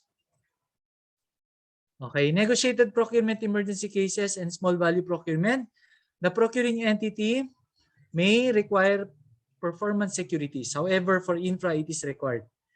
Okay, procuring entities requiring warranty security depending on the nature of the procurement project. And takeover of contracts, yes ang performance, yes ang warranty. Adjacent or contiguous, kailangan ng performance, pero kailangan lang ang warranty for infrastructure projects. Now, please be guided sa mga documentary requirements natin. Okay. So again, no, Resolution 9-2020 allows the submission of performance securing declaration in lieu of the performance securities. Subject, however, to the following conditions. An unauthorized PSD may be accepted, and the end user may require winning bidder to replace the submitted PSD with the performance security upon lifting of the state of calamity or public enhanced community quarantine declaration. Okay. Yan. At ito po yung format. Yan, format po ng ating performance securing declaration. Yan, may prescribed form po tayo. Okay, you can also download this in our GPPB website. Okay, nakalagay po diyan that pagka hindi po niya na-comply yung kanyang responsibilities, magkakaroon po ng 1 year blacklisting for force offense and 2-year blacklisting for if they have prior similar offenses.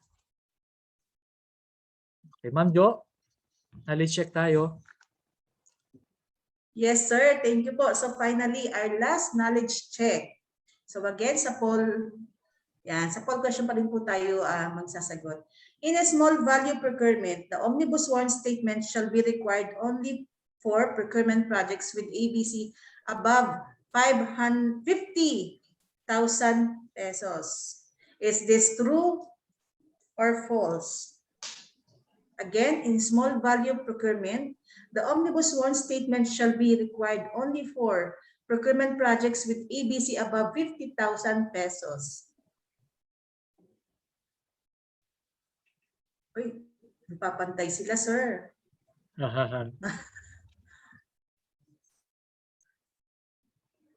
Okay. So, how about the other Zoom participants? So, let's check lang po natin kung merong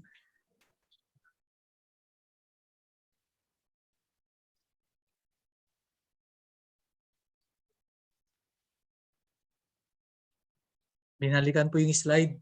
Oo, sir. Feeling ko nga rin.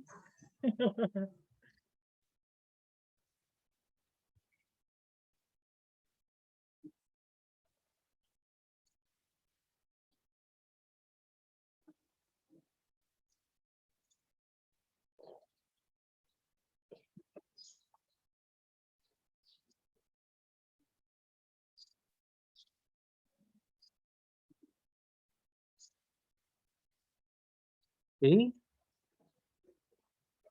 Anong resulta ng poll natin, Ma'am Jo? Oo nga, sir. Medyo ang hirap, no? Kasi as of now, sir, 50-50. Oh my God. So I think this is the sir, the average na nagsagot ng ating ating poll question. So 52% ang sumagot ng true. And then 48% sumagot naman po ng false. Okay, so kindly na lang sir, elaborate na lang po yung sige. answer. Okay. Thank you, sir. Actually, ito po yung mahirap kasi kadalasan, ang hindi natin nababasa dun sa slides ay yung mga maliliit na letters. Yan. Okay, share ko ulit para makita natin yung tamang sagot. Okay, ang sagot po natin dito is true. Ang sagot po natin dito is true.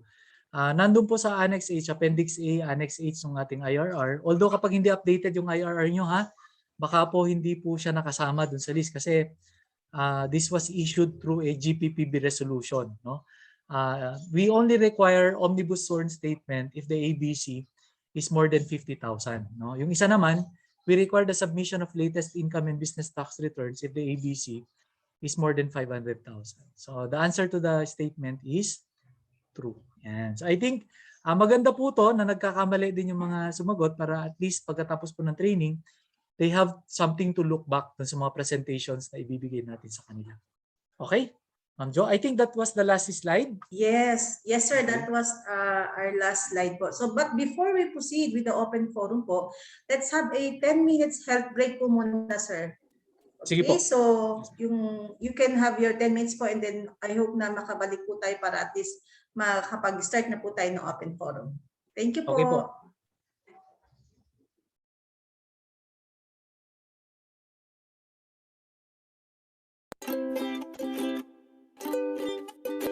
Starting a new procurement activity?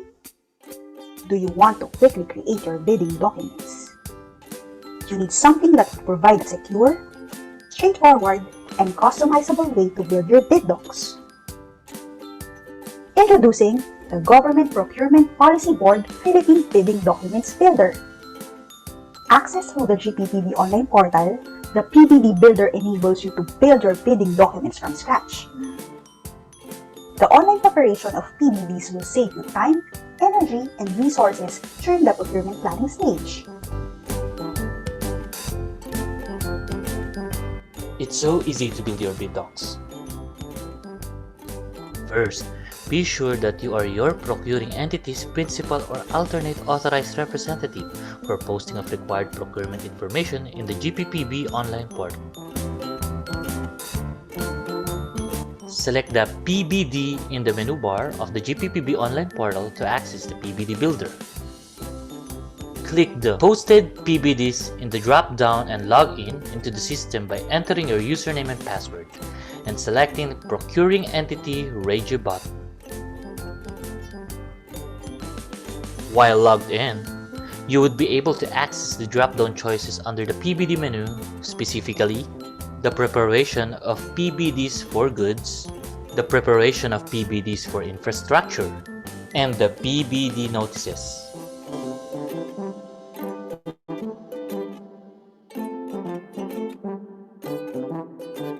From the PBD drop-down choices, select Prepare PBD Goods or Prepare PBD Infrastructure depending on your procurement project. Encode the required information. Click the radio buttons or drop-down choices.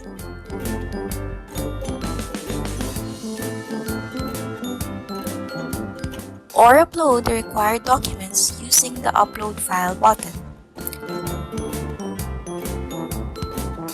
Remember, those with red asterisks are mandatory fields and should be filled out. After all the required data in the invitation to bid are entered, click the Label PBD section button at the bottom of the page to move to the next pages of the PBD Builder. The system has a Save button at the end of every page that allows you to save a draft version of the PBDs when some of the mandatory data are still missing. After all required data are entered on the last page of the PBD Builder, click the Submit button at the bottom of the page.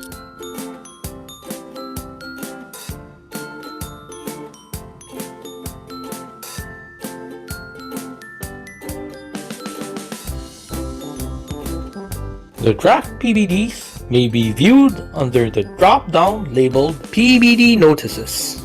This drop-down opens to a page showing a table where data is displayed in columns as derived from the information you entered or encoded. Click the View Approve PBD to view or download the drafted public bidding documents. If the draft needs editing, just click the Edit PBD link. You can navigate to a specific section by clicking on the section name on top of the page. In approving the draft, click the View Approve PBD link for the specific project. A page will open where you can upload an image of the Bids and Awards Committee chairperson's signature, signifying its approval, and tick the box confirming the authority of the person approving the draft public bidding document. Click the Approve PBD button to finalize the documents. After clicking this, the public bidding documents can no longer be edited.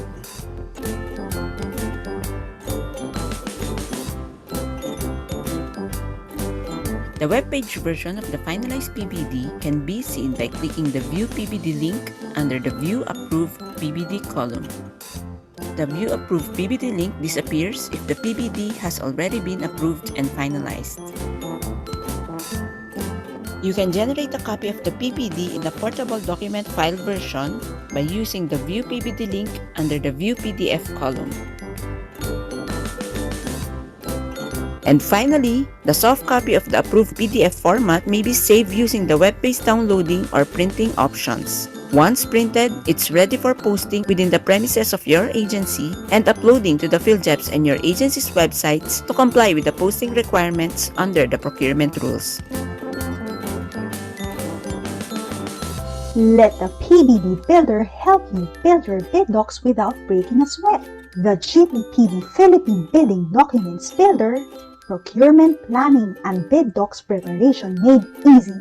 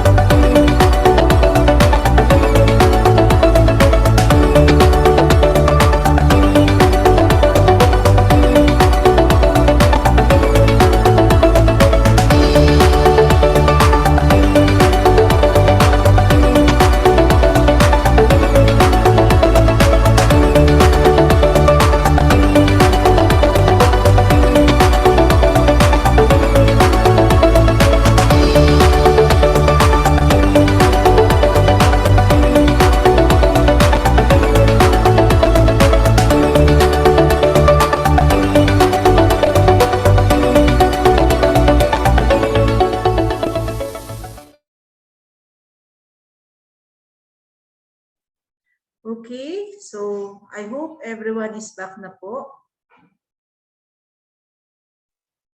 Ready na po ba tayo sa ating open forum?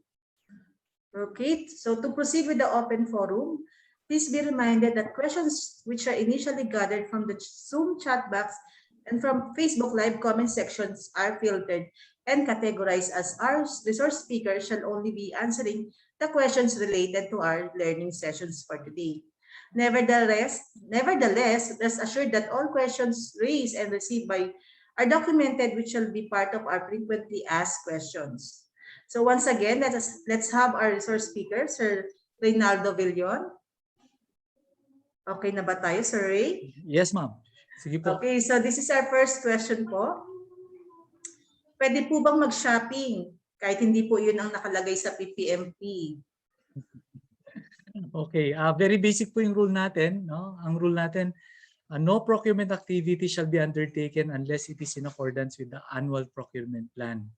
And because the PPMP is the basis of the annual procurement plan, kung wala pong PPMP yan, malamang wala rin po yan sa APP. Kung wala po sa APP, hindi po natin pwedeng i-procure yan. Yan. So definitely kailangan may PPMP, kailangan nasa APP bago po tayo mag-conduct ng procurement. Yes, correct po. Okay, so our second question po. First class municipality po kami at ang gamit namin threshold po for shopping is 200K. Okay lang po ba? Okay. Bali, i-qualify po natin, sir, yung question. Kasi di ba meron po tayong dalawang shopping.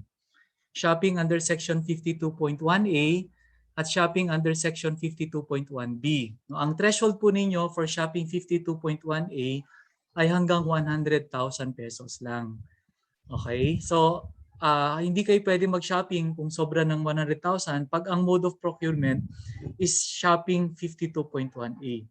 Pero kung shopping 52.1B ang gamit nyo, ang threshold po ninyo is hanggang 200,000 pesos. So okay lang po ang 200,000 kung shopping 52.1B ang gamit natin na modality. Okay, so Dapat be careful po i-qualify kung po anong natin, gagamitin. ha? Yes. I-qualify natin. Okay, so our third question po.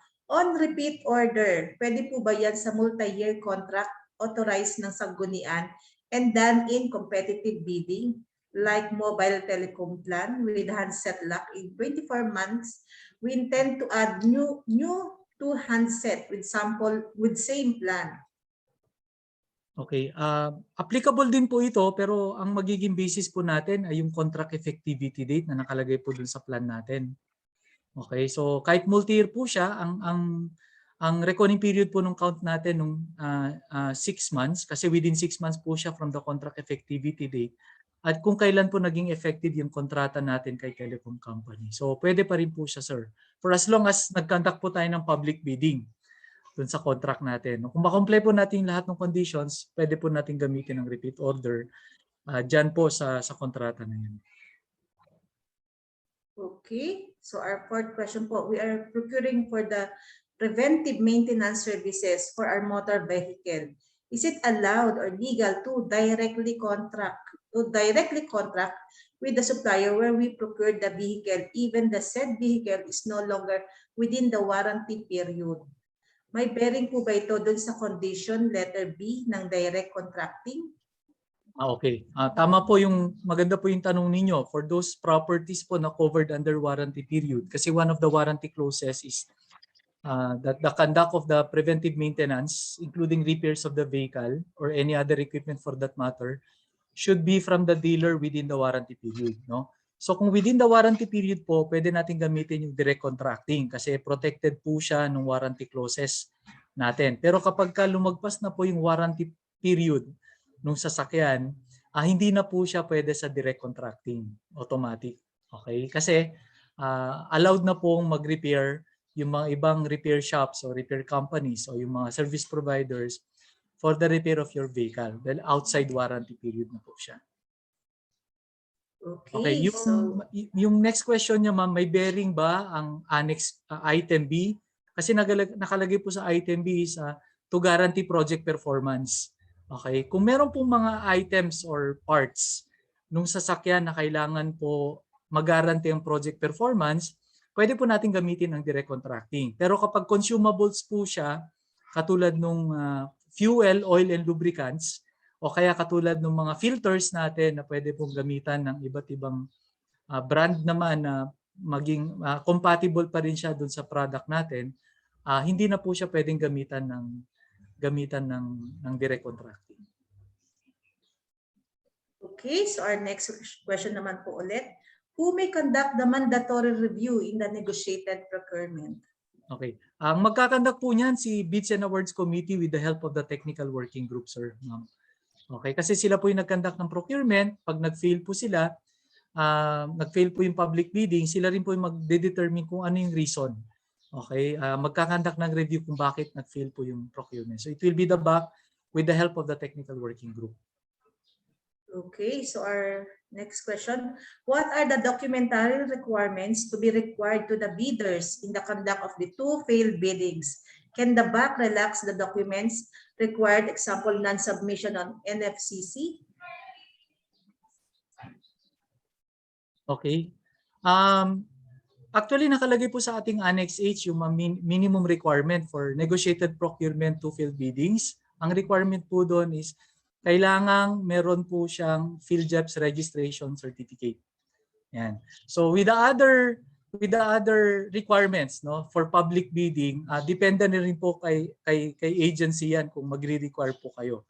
So yung non-submission of net financial contracting capacity, remember po, part of the conditions for two failed biddings that we should negotiate as soon sa technically, financially, yan, kasama po yung financial requirement po kasi doon.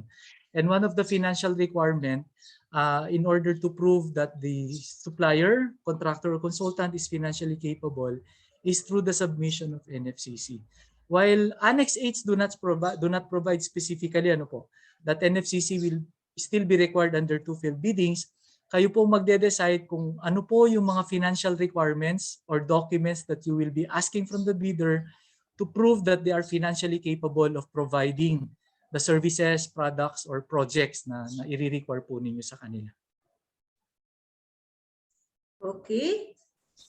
Another question po, Sir Ray. In negotiated procurement, emergency cases, is it a must to post in the PhilJEPS website the awarded emergency items, even if the amount is below 50,000 pesos? Opo. Yes po. Okay. Kailangan po nating i-publish yung award of contract under emergency cases kahit below 50,000 pesos po siya. Yung 50,000 pesos po doon is applicable for small value procurement, shopping B and list of properties. Pero pag negotiated procurement, yung award of contract kailangan pa rin po natin i-publish. Okay, so another, sir. For procurement of meals under SVP with an ABC of 300,000, what will be the remedy if the procuring entity failed to post the project in PhilJEPS? The event was already conducted, hence the meals were already consumed, and the caterer is requesting for payment. Kamute ka, Ma'am Jo. Hello. Hello, ma'am. Yes, ma'am. Sige. Okay, so I will repeat po yung questions. For procurement of meals under SVP with an ABC of 300,000, what will be the remedy if the procuring entity failed to post the project in PhilJEPS? The event was already conducted, hence the meals were already consumed, and the caterer is requesting for payment already.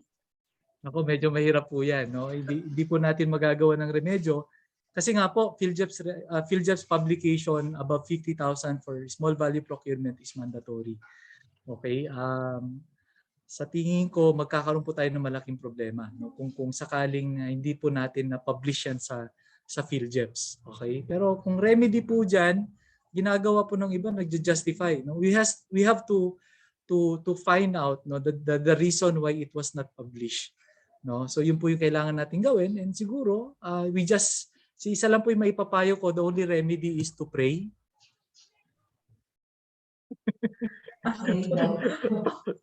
to pray. Tapos na kasi, no? Tapos na kasi, no? Hindi na natin to pray, no, that the justifications that we'll be providing for the non-publication will be acceptable dun sa ating COA. Yes. Yan. So, tanungin natin kung bakit. And at least consider this as a lesson learned siguro. And also, may follow-up yata si Ma'am Beverly. And also, si sir, Beverly siguro pagdasal din natin yung agency na to. Yes, Ma'am Beverly, you're raising your hands po. sorry kasi sa akin na sana yung question kaniha nahang pa yung kwan ko so hindi ko nakuha. Yung about ba sa 200,000 yung gamit namin na pwede pakiulit? Okay.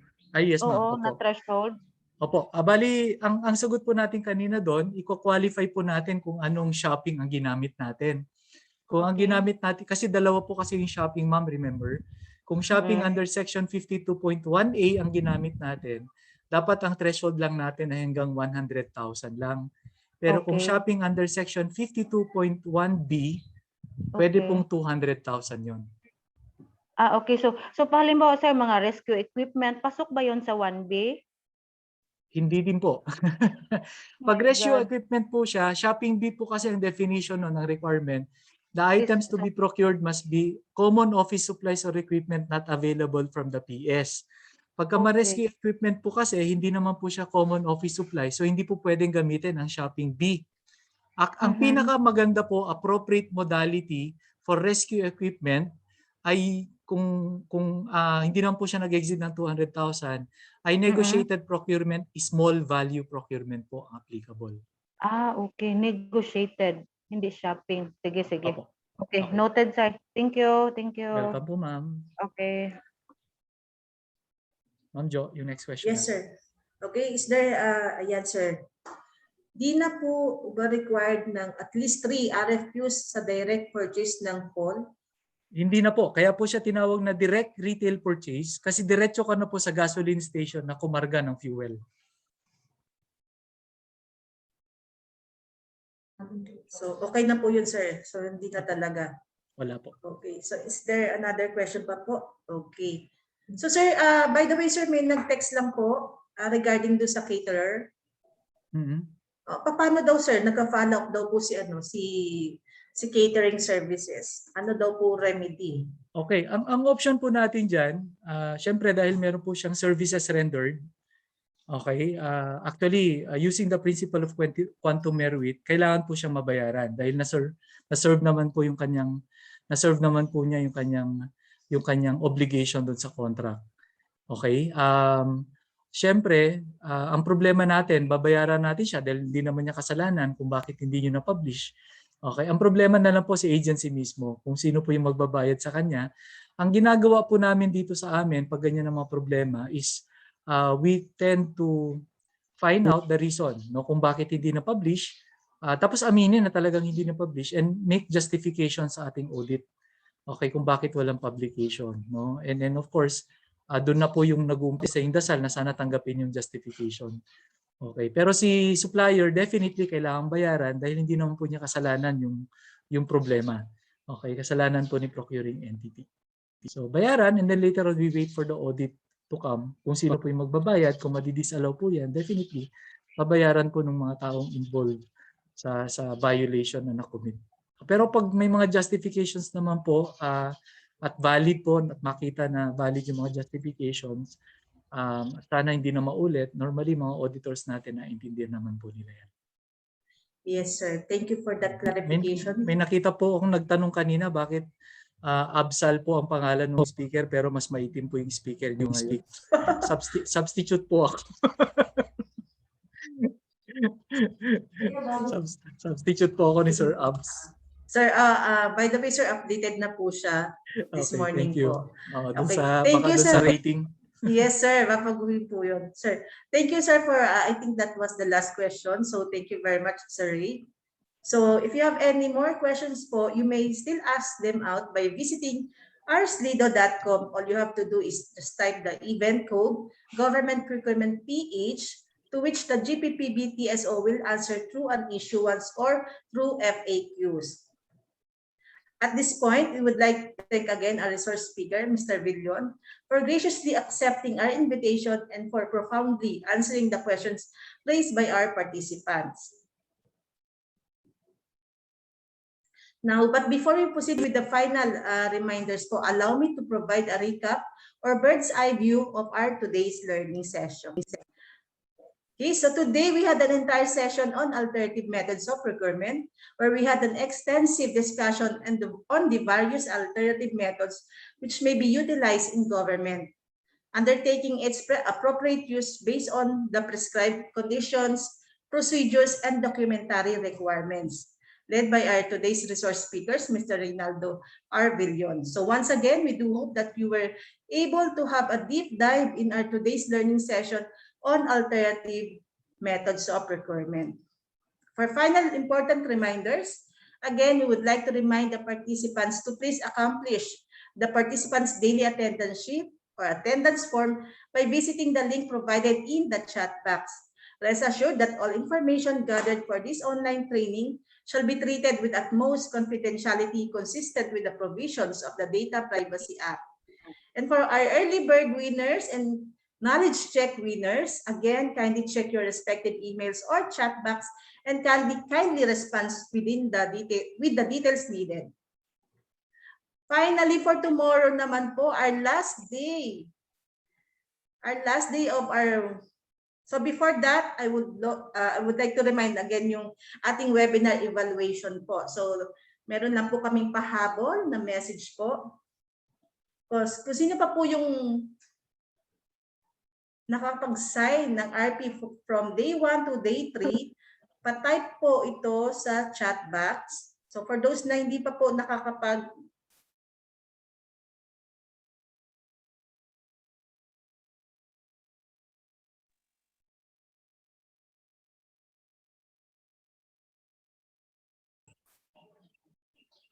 okay po. So makikisuyo na lang po kami sa ating mga Zoom participants to kindly message us through the chat box po. For those po na wait lang po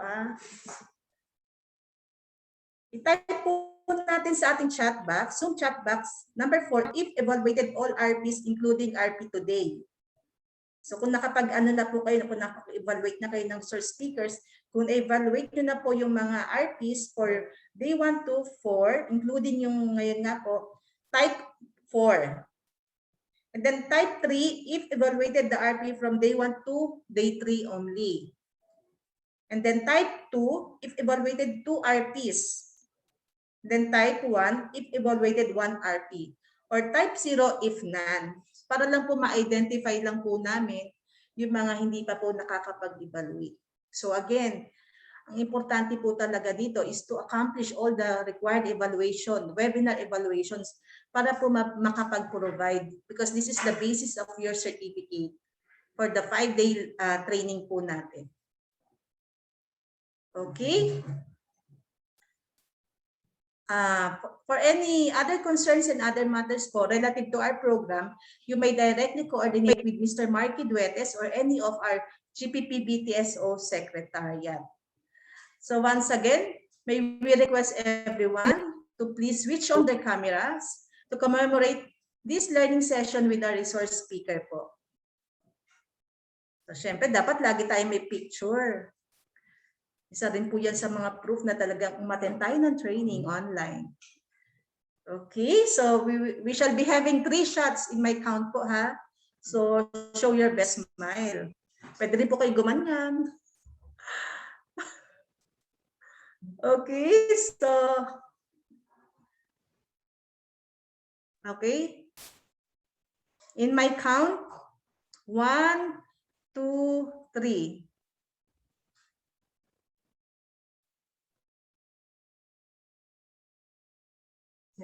Okay. Second shot po natin. 1, 2, 3. Ganda ni Ma'am Beverly, oh. Oh, di ba? Yun ang smile. Di ba? Smile, ibig sabihin talagang ang dami nating learnings na nakuha within the day, today's session po. Okay, so our final shot po. 1, 2, 3. Maganda talaga spotlight natin magandang smile. Okay, once again, thank you very much. That concludes the 4th day of the online training for the Municipal Local Government Units on Government Procurement Reform Act, or the Republic Act number 9184 and its 2016 revised implementing rules and regulations. So on behalf of the Government Procurement Policy Board Technical Support Office, This has been your facilitator, Jocelyn Beslik. Thank you all very much and see you all tomorrow for our final day. Yay! Thank you po, Sir Ray! Thank you, Ma'am Jo. Thank you po. Ganda